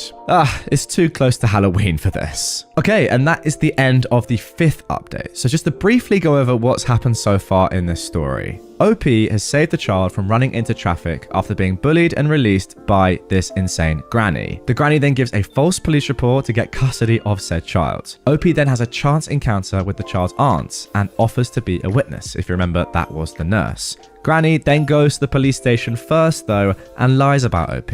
Luckily this is resolved despite the police officer's failings at first due to OP's profession, forensics, alongside the police. And then as we've just seen, the granny has turned up at OP's parents' home. Alright then, now getting straight into update 6. This comes on the 27th of October 2016, so just a couple of days after update 5. I'd like to clear up a few things from my last post. A few people thought that I wasn't taking this situation seriously enough, and I think I came across as a bit blasé and unconcerned about everything. I apologize for this, and I want to say that I am treating this incident seriously, and I do not think it was an innocent coincidence. I know this woman is dangerous and always planned to take action. I wasn't planning on just forgetting or ignoring this. I think the problem most people had was that they didn't think the steps I planned to take were enough. For example, I'd always planned to contact both social services and the kids' parents about this, and I've been undecided about contacting the police. Posting here, however, quickly convinced me that contacting the police was a good idea. Many of you have also expressed concerns about my family, property, and the animals. Yeah, that is fair enough. You do have an insane granny coming onto your property and sneaking about. This is unfortunately a bit more difficult as it's not my house and my parents seem to think I'm paranoid. My dad was the biggest holdout, but after pointing out some of the rubbish that my grandmother has pulled, I swear I'll post more about her, this is kind of taken over though, he agreed to take a few safety measures that we honestly should have done regardless of insane granny. There have also been a few who don't believe this is real. I haven't gotten messages about this, but the mods have. To you, I say, I completely understand that mentality. It's hard to imagine that there are people out there capable of this, and I get that me randomly stumbling over the aunt so soon after the original incident sounds like a convenient coincidence, and the insanity has just continued. I get it. I'd be skeptical too if it wasn't happening to me. For some of you, it's even harder to imagine that I would post personal details about both myself and another family. Well, that's what Reddit is. From the Just Know subreddits to r/relationships to r/raised by narcissist to r/today I effed up. They all contain personal stories. I mean, you guys watching and listening to this episode will know that that is the beauty of Reddit. However, OP has changed and omitted many things to keep all parties anonymous and yet still give you an accurate retelling of what's going on. So in that regard, yes, you could consider my post lies. I also have the permission of the kid's mum to make these posts, and the police are aware of them too. I am aware though that I am words on a screen to you. You don't know me, you've got no way of confirming any of this, and I draw the line at posting more personal details of anyone involved. Yes, even including Insane Granny. This includes the video of Insane Granny. All I can say is that this is a very real and frustrating situation that I hope resolves itself quickly. Though if people or our supreme overlords, the mighty mods, love you really, want me to remove information or posts or stop updating altogether, that is perfectly fine. It's an interesting one and I completely back OP here. Obviously, as I always say with all the stories that I narrate, there is no way of us ever really knowing 100% if they are 100% legit. But that's kind of part of the fun, isn't it? Deciding whether or not they're fake or not. I will say on this one, the amount of detail leads me no doubt. This is definitely a real story. It's just an insane granny. What can you say? I will say though, guys, get your comments in down below. Do you think this story is real or fake? I am pretty confident it's real, but you know, let me know. What do you think? So then, the updates. All was quiet on my day off. No sign of insane granny. Sorry drama llamas, no feed today. I called the police officer who previously took my statement, and there is nothing they can do about insane granny being at the house. He also just repeated what I already knew about trespassing, harassment, and access laws. Sorry to a Reddit user who had asked about this. I tried, but it apparently barely counts as an incident, never mind more than one. As far as witness intimidation goes, the law, the few that exist, only really protects witnesses and victims when a case goes to court. He also warned me not to try to remove her from the property or set traps, as if she's injured, she can sue. Now, I hadn't planned to do that anyway. The good news is that it's been officially reported, and I've sent in the video of her trying to open the horse's gates. Social services also know and have assured me that they're still investigating Insane Granny's friend. They wanted to know if it was that same friend with Insane Granny at my parents' house, but she doesn't appear on tape. I've pointed them in my mother's direction though, as she can give a description of the other woman. I texted the kid's mum the night I made my last update, and another Redditor gets a cookie, or a stiff drink if you'd prefer. She was too busy exploding at her husband to reply, but she rang me the next day and updated me. The kid's dad is the leak. He categorically denied giving my address to Insane Granny. No, he's not that stupid. He actually did. He gave it to the social services friend. The moron. Apparently, she rang him the day after her little intervention, asking for the witness's address, and he just handed it over. I've not met this guy yet, but I already want to kick him in his special place, teeth. From what she said, he seemed to be coming around to the fact that Mummy Dearest is a psycho, but obviously there are still problems. This incident has caused him to slip back into his previous delusions, i.e. he doesn't believe that she'd come all the way out here and that I must be lying to them. So she made him ring Insane Granny and outright ask his mum if she'd been to my parents' place. As she told me this, I was all ready to send her the video so she could show it to her husband and prove that the Insane Granny, his mum, was lying. That never happened. Insane Granny admitted on speakerphone to the kid's parents that she'd been at my parents' place. According to her, she went to confront me for lying to the police and to convince me to follow the moral path and save her family. That's an actual quote according to the kid's mum, by redacting my statement. Second, nobody by my name lives there. Third, the lady that lived at that address, I'm assuming this is my mum, had never heard of me. And finally, that I didn't give my real address, so therefore I can't be trusted. The kid's mum told Insane Granny that it was my parents' place, and I was staying there because of my broken ankle, which had been further injured by her actions. Basically, she defended me, and it turned into a screaming match before Insane Granny hung up. I get why the kid's mum corrected her, I do. But now it's been confirmed that I do live at that address, so she's probably going to come out again.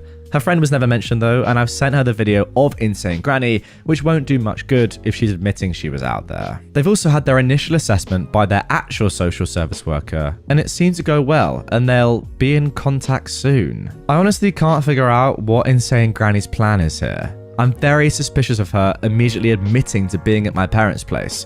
Unless she noticed the cameras and figured that she'd been caught, it's possible they weren't exactly hidden. A few other things I've done since Insane Granny's visits. I've moved some of the security cameras to cover the front of the house. Well, this is a lie actually. My dad did that, I was just there.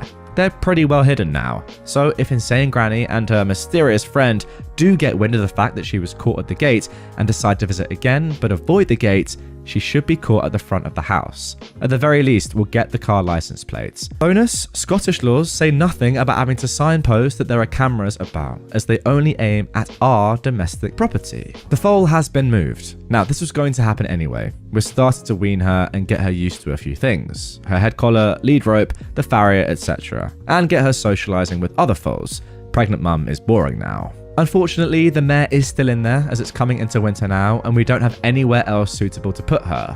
I'm not overly worried. She tends to keep her distance from strangers, even when offered food. There's not much more we can do with her. And finally, I also did something I maybe shouldn't have. I lifted Insane Granny and her mysterious friend's prints from the gate and the window.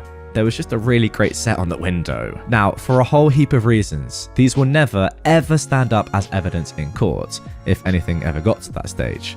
I don't really know why I did it. They can't be used in any official capacity, but there you go. And that is where we're going to leave it for part 2 of this trilogy. It's just heating up. I love the fact that you've lifted prints. You couldn't even help yourself, OP. Not that you could ever use them. It's just in your DNA. What a pun that is, by the way. What a pun. Nonetheless, I for one am very interested to see what happens next. Guys, you're going to have to stay tuned. Turn the notification bell on, because the last episode in this trilogy is coming to your faces tomorrow.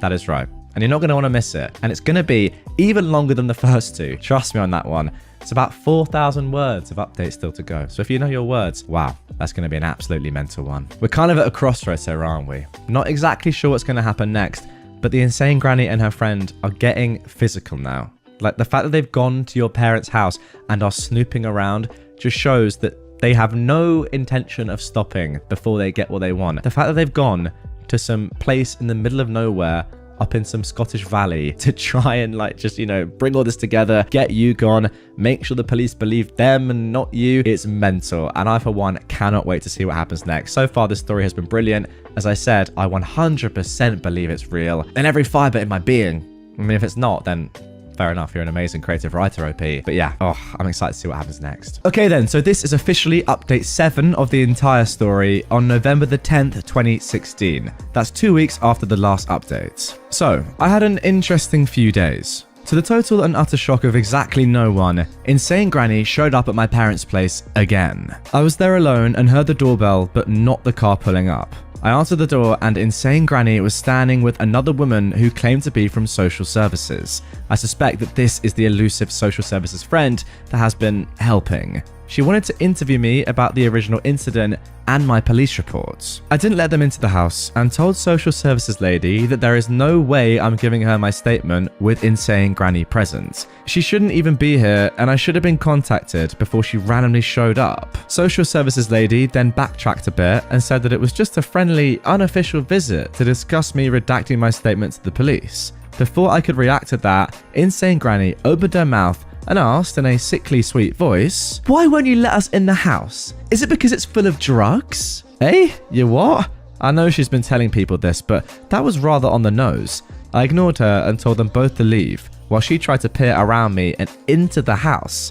Social services lady kept pushing for an unofficial interview and then said they could wait while I tidied away the drugs if that made me more comfortable. At this point, I realized they're both completely insane and I probably won't be able to reason with either of them. So I asked them to leave again and told them I would call the police if they did not comply. Not exactly a bluff. I would definitely call them, it's just that I know that there is absolutely nothing they can do.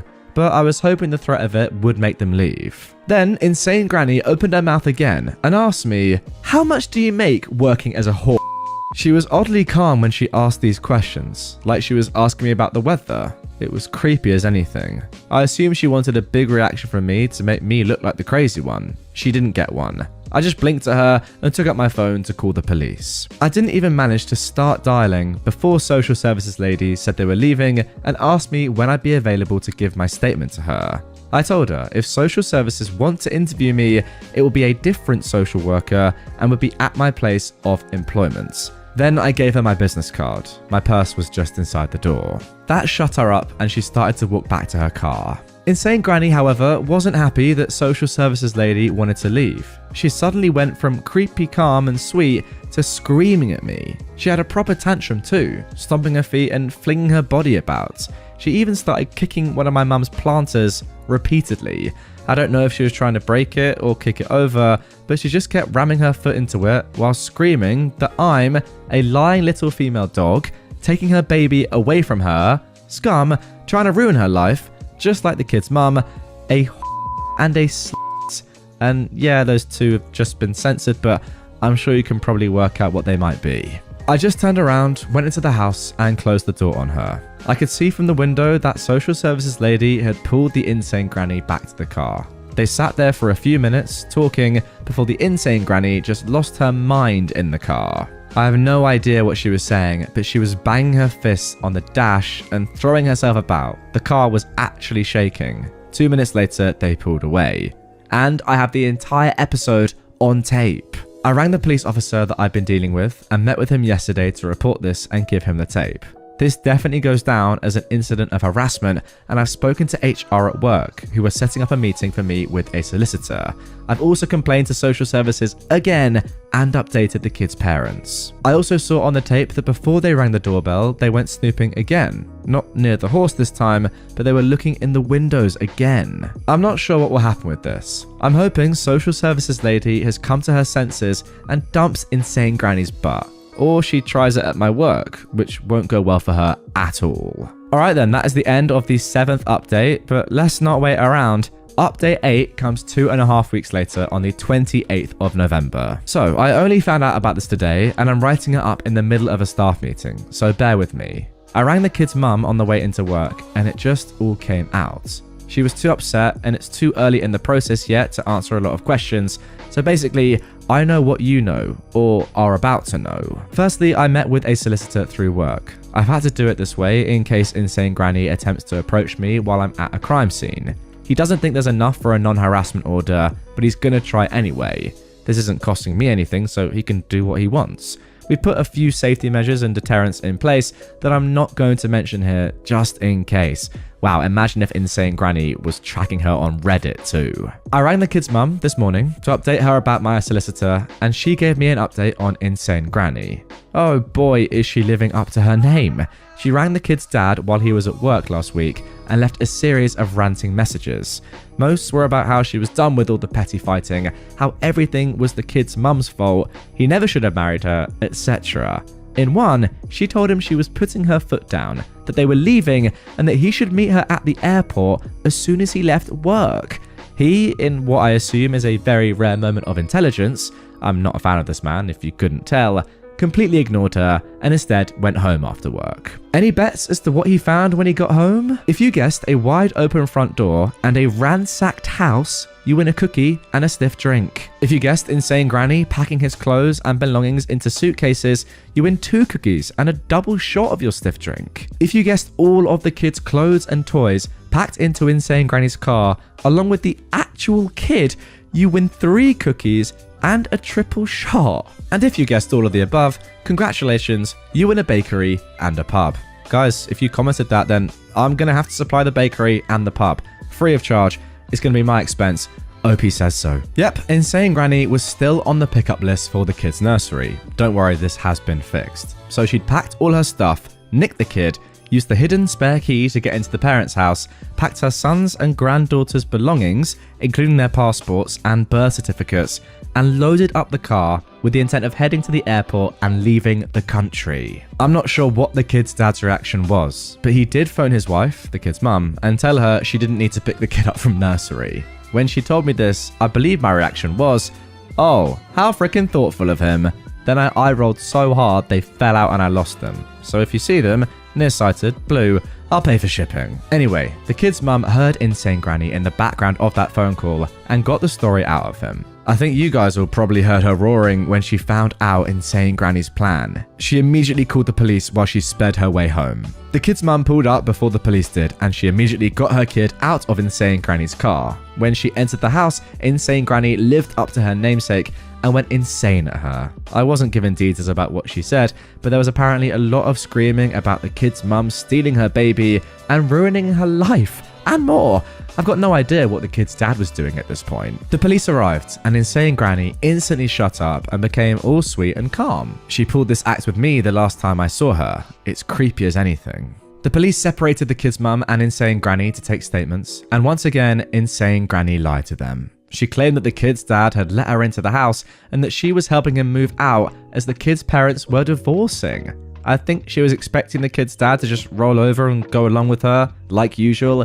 Instead, though, according to the kid's mum, he just looked really defeated and told the police, no, that's not what happened. So Insane Granny was arrested for theft by housebreaking, which is basically breaking and entering. But Scotland is a special little snowflake and doesn't have breaking and entering. Instead, we have housebreaking, which isn't illegal unless there was also intent to steal.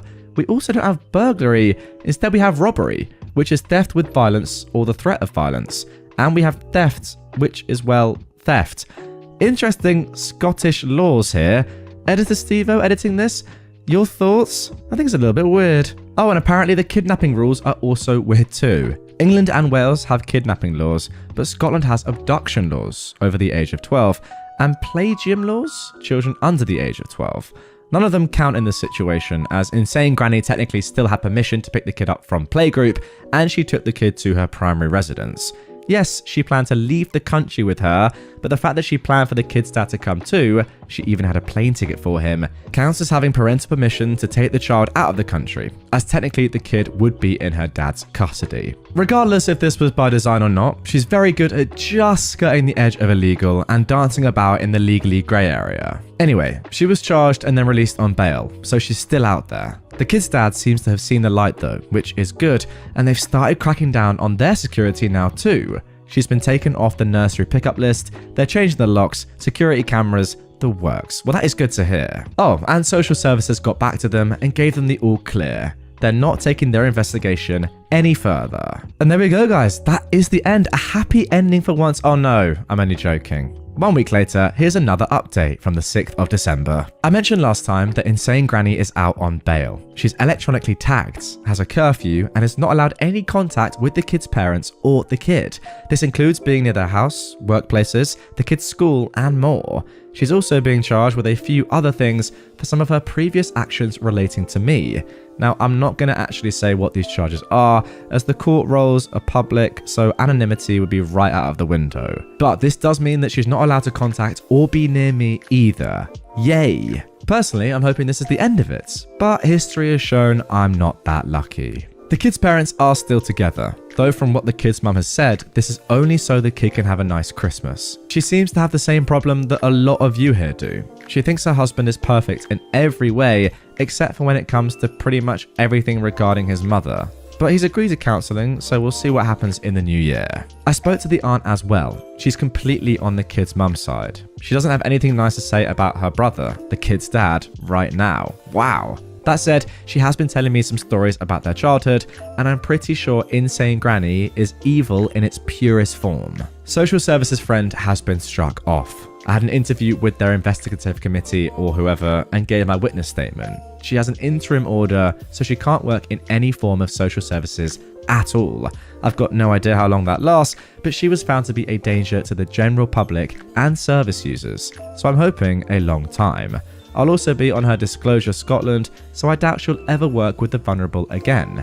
There'll be a hearing sometime in the next 6 months or so that I'll be testifying at too. And I think that's it really. We're keeping the security cameras around the house, and I'm actually moving back to my flat sometime in the new year, which I'm looking forward to. And then, 4 months later, on the 15th of March 2017, we got this. The final huge update to this tale. I know for some of you it won't be enough, but I've taken photos, because I've thrown my uncooperative idiot of a scanner out the window, of my witness citation and my original complaint about the social services friend, and redacted them worse than anything that ever came out of Area 51. Obviously, I can't prove everything or even have copies of everything, and I'm not going to ask the kids' parents and others for their documentation just to post it here.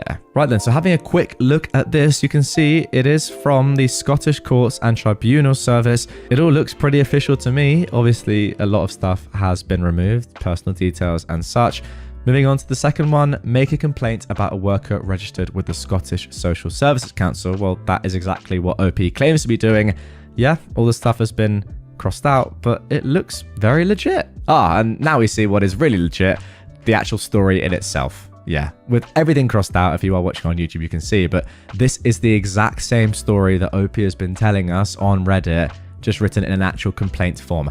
Now, if OP has faked all of this to this extent, I mean, there's loads here. I'll put everything on the screen, but there is absolutely loads and loads of pages. Let's just flick through them all. Wow. It's signed as well. That fair play. You've conned us all. But yeah, it's pretty obvious by this point, if it wasn't already, that this is a completely legit story. Okay, so the last time I left you, Insane Granny had been released on bail and wasn't allowed to contact the kid, her parents, or me. She didn't even get a chance to contact the kid or her parents, as the kid's mum decided to visit her parents somewhere in Englandshire for the holidays. The kid's dad did go with them on the condition that if he, at any time, opened his mouth in defense of Insane Granny, the kid's mum would file for divorce that day.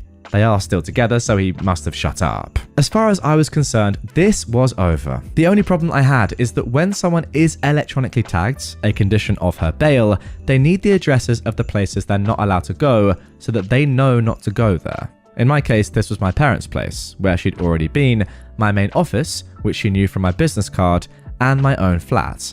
Thankfully, my flat has 2 security doors and I'm never there. My parents had also decided to redo their driveway before Christmas too. This was something they'd been planning for a while and decided just to do before they put in a security gate. As a result, their driveway was completely unusable and the only access to the house was a long, unmarked tractor track that involved a bit of off-roading. Essentially, she couldn't get to me at home and my workplace is basically a police station, so I was happy enough to think that, apart from court, I would never have to lay eyes on Insane Granny again. Yes, I know I'm a moron. Bail and being electronically tagged barely slowed insane Granny down. With her son, daughter-in-law, and grandchild in the wind, she had no one to turn her insanity on.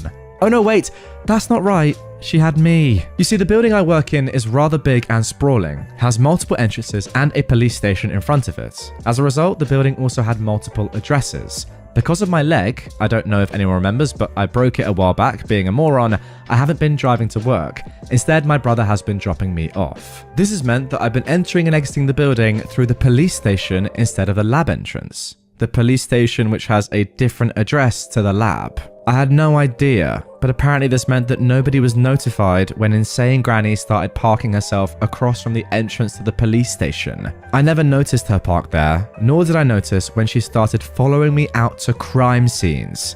Yep, but it gets worse. Here's that seems like it's irrelevant, but actually it's relevant information that I warned you about. Most of you know that I work in a branch of forensics that deals with really dead people. Very few of our cases turn out to be criminal. The main case I was working at the time, still am actually, was such a case. It was in a rather rural area with multiple sets of remains found in a place where there should be human remains, just not quite in the situation they were found in. I know, be more vague, OP, but think of something along the lines of a funeral home fire. Nothing suspicious, and you'd expect to find remains in the debris. This was a similar situation. However, dead humans found in an odd situation usually means there has to be an investigation, just to make sure the remains are who they're supposed to be, that they're all accounted for, nobody was slipped in on the sly, etc. For a number of reasons, it was decided that we, I, would just set up a mobile lab in an isolated building not far from the original scene, instead of moving everything to our lab. The building was similar to a town hall or a dance studio or something. It mostly consisted of one large room with two smaller storage rooms at the back. One room had a fire exit that could only be opened from the inside, and the other had a single door that we were using to get in and out of the building. The front of the building had a set of double doors that led into a small entryway with toilets on either side, and another set of double doors in front that led to the big main room of the building that I worked in. Both sets of doors were unlocked so I could get equipment in and out. However, when I wasn't moving equipment, there was a police car parked in front of the doors and the area was roped off with police tape. I swear to frick, this is all relevant. Now on screen right now, if you're watching on YouTube, OP has actually done a kind of map of everything going on here, labeling themselves and the position of other officers. It's an amazing paint job, I will say, but it helps give some sort of indication visually as to what is going on here. Right, while this wasn't an active crime scene, OP was still working with forensic evidence, which technically belongs to Police Scotland and the crime lab. So they had 2 to 3 uniformed officers on rotation as security. I'm going to name them officers 1 to 3. And again, on the map, you can kind of see where they are. So officer 1 is right over to the left, just chilling out. Officer 2 is near the fire exit at the back of the hall. And officer 3 is coming from the right. And remember, this is a forensic thing, you know, it's police taped. A normal civilian can't get involved here. So there I am working away by myself when Officer 1 comes sprinting in, telling me to drop everything and GTFO now. He actually hauled me out the last few feet as I apparently wasn't moving quickly enough. He drags me out and around to the front of the building. I think you've all pretty much guessed who was there. Yep, insane Granny was outside being insane. Or more accurately, she was kicking and screaming on the ground while officers 2 and 3 tried to restrain her. So naturally, I stop walking and start doing my best impression of a fish while my brain nopes the frick out, and I vaguely hear the sound of an old dial-up modem as my brain tries, in vain, to reconnect with reality. Meanwhile, she's shrieking like a toddler, and Officer 1 is basically dragging me under the police tape and across the road while talking about getting to a safe distance. Why exactly did we have to get to a safe distance? Because insane Granny had opened the building's first set of double doors, dumped a few petrol cans and propane tanks in the entryway, and doused the lot in petrol? The only reason the whole place hadn't gone up in flames, other than the fact that propane tanks come with safety valves, so it is rather hard to explode them, was because Officer 3, who just pulled up from his shift, had caught her walking towards the front door from the right side of the building. Oh my days. When she saw him, she made a run for the front door, but he was faster. When he got to her, she had a lighter in her hands, and he could smell the fuel inside the building. That was enough for him to realise she was actually a threat and not just some nosy female dog, so he took her down and dragged her away. This alerted Officer 2 to the situation. He was stationed outside the single door around the side, and the two of them tried to restrain her, while Officer 1, who'd been somewhere along the perimeter of the original scene, was sent to get me out. Once more, we're going to flash the photo up on screen right now. You can see that Officer 3 came from the right, Officer 1 was way away on the left, and Officer 2 was at the back. But wow, Insane Granny just came from out of nowhere and would have probably been able to set this entire place on fire if Officer 3 wasn't coming for his shift. That is crazy. So the question is, what was Insane Granny doing around the right side of the building? Well, she was parking her car up against the fire escape so it couldn't be opened. Yep, she basically tried to trap me in a building and set fire to it. I'm not going to go into specifics here, but she screwed herself royally by trying to set that particular building on fire. Not only because she attempted to trap people, mainly me, but she didn't know who else was in there, inside. But remember when I said it was being used as a mobile lab? Yeah, that meant it officially contained material that was, and is, still considered evidence in an ongoing police investigation.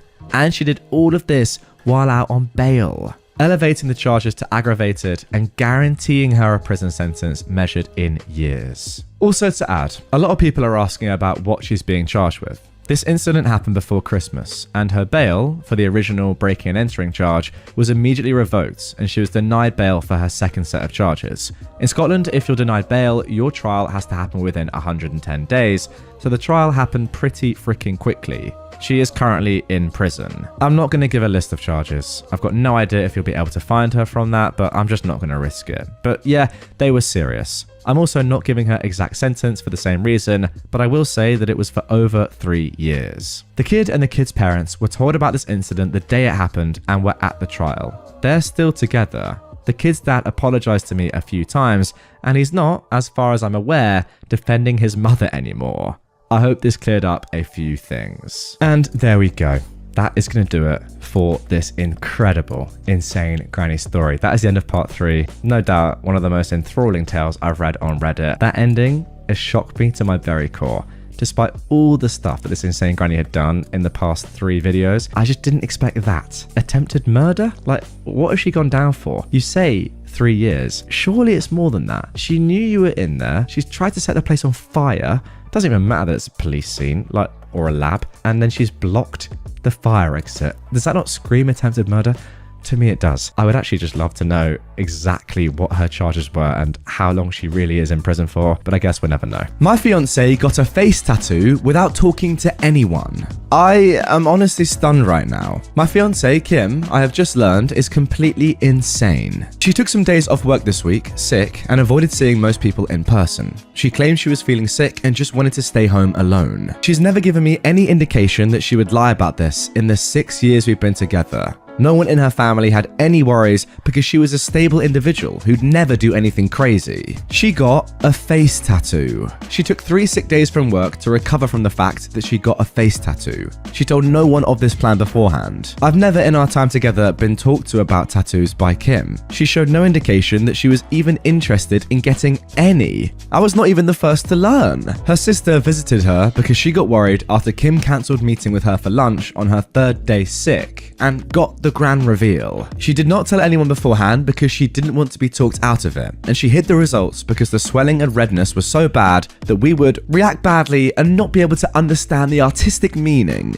Kim is Asian American. She got Japanese symbols going down her forehead and under her eye. I don't know the meaning of them. I don't really know if I care to know the meaning of them. Kim's parents are Japanese immigrants. According to her sister, who was nice enough to inform me of this whole debacle, this is a big no-no in Japanese culture. Tattoos have links to crime and are looked down upon. Her parents are beside themselves, and that is a whole other set of drama I can't even begin to approach. Kim talked to me last night about it and acted offended and started a fight because I told her it was absolutely insane of her to do this. She works a public-facing job. She talks face-to-face with clients in the financial industry. The minute her boss finds out, the career she went to school for will be over. She actually didn't consider her job or family or me at all and decided a long time ago she was going to express herself freely without any concerns. I'm worried about her right now. This is not normal. She blocked my number after our fight and is ghosting me and her sister because we're trying to help.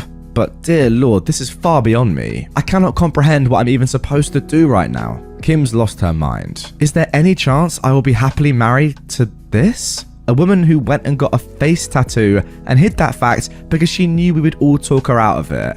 Dear Lord, I really need to run, don't I? The engagement is pretty much off. Kim has told me she never wants to see me again, and I woke up this morning with her ring and a box of stuff I gave her on my porch. I don't know what's going on with her. Her sister and family have been trying their best, but nothing on their end is working. I brought up to her sister the idea that this is a mental breakdown and they're looking into getting her help. It's painfully slow, considering Kim is not responding to anything and is refusing to talk to anyone. I really don't know what to say here, I guess. To answer some questions, Kim is 29 and I'm 28. In the 7 years I've known her, she's never acted like this at all. She has a good relationship with her parents, and while they were a bit overbearing at times, they supported her in going to college and getting a career rather than starting a family. From what I've gathered, they probably would have been fine with any tattoo she got, as long as it was not on her face, neck, or hands. Even then, this kind of behavior is as far from Kim as I could have imagined. She just lost her mind out of nowhere. It's not like I can do anything about it either. She's blocked my number and does not want to see me. I'm just at a loss for words. One day I'm engaged and the next I'm not, and my ex has a face tattoo. I mean, what a story to start off today's episode with. I will be honest with you guys, this to me screams like some form of manic episode. It's so far out of her natural character from all you are saying. And it's not just you, OP, that's saying this, it's her entire family as well. And you've been with her for 7 years and you've never seen her be like this even a tiny bit. Yeah, I'm no psychologist, but that screams to me that something has gone wrong there. Especially because it just makes no sense as well. Like, she is literally throwing away her career, her education, her life, her job, maybe even her parents. Like, something's definitely going on here, and I don't want to try and guess what's going on, but yeah, it's clearly not very good, and I think ultimately she needs some help.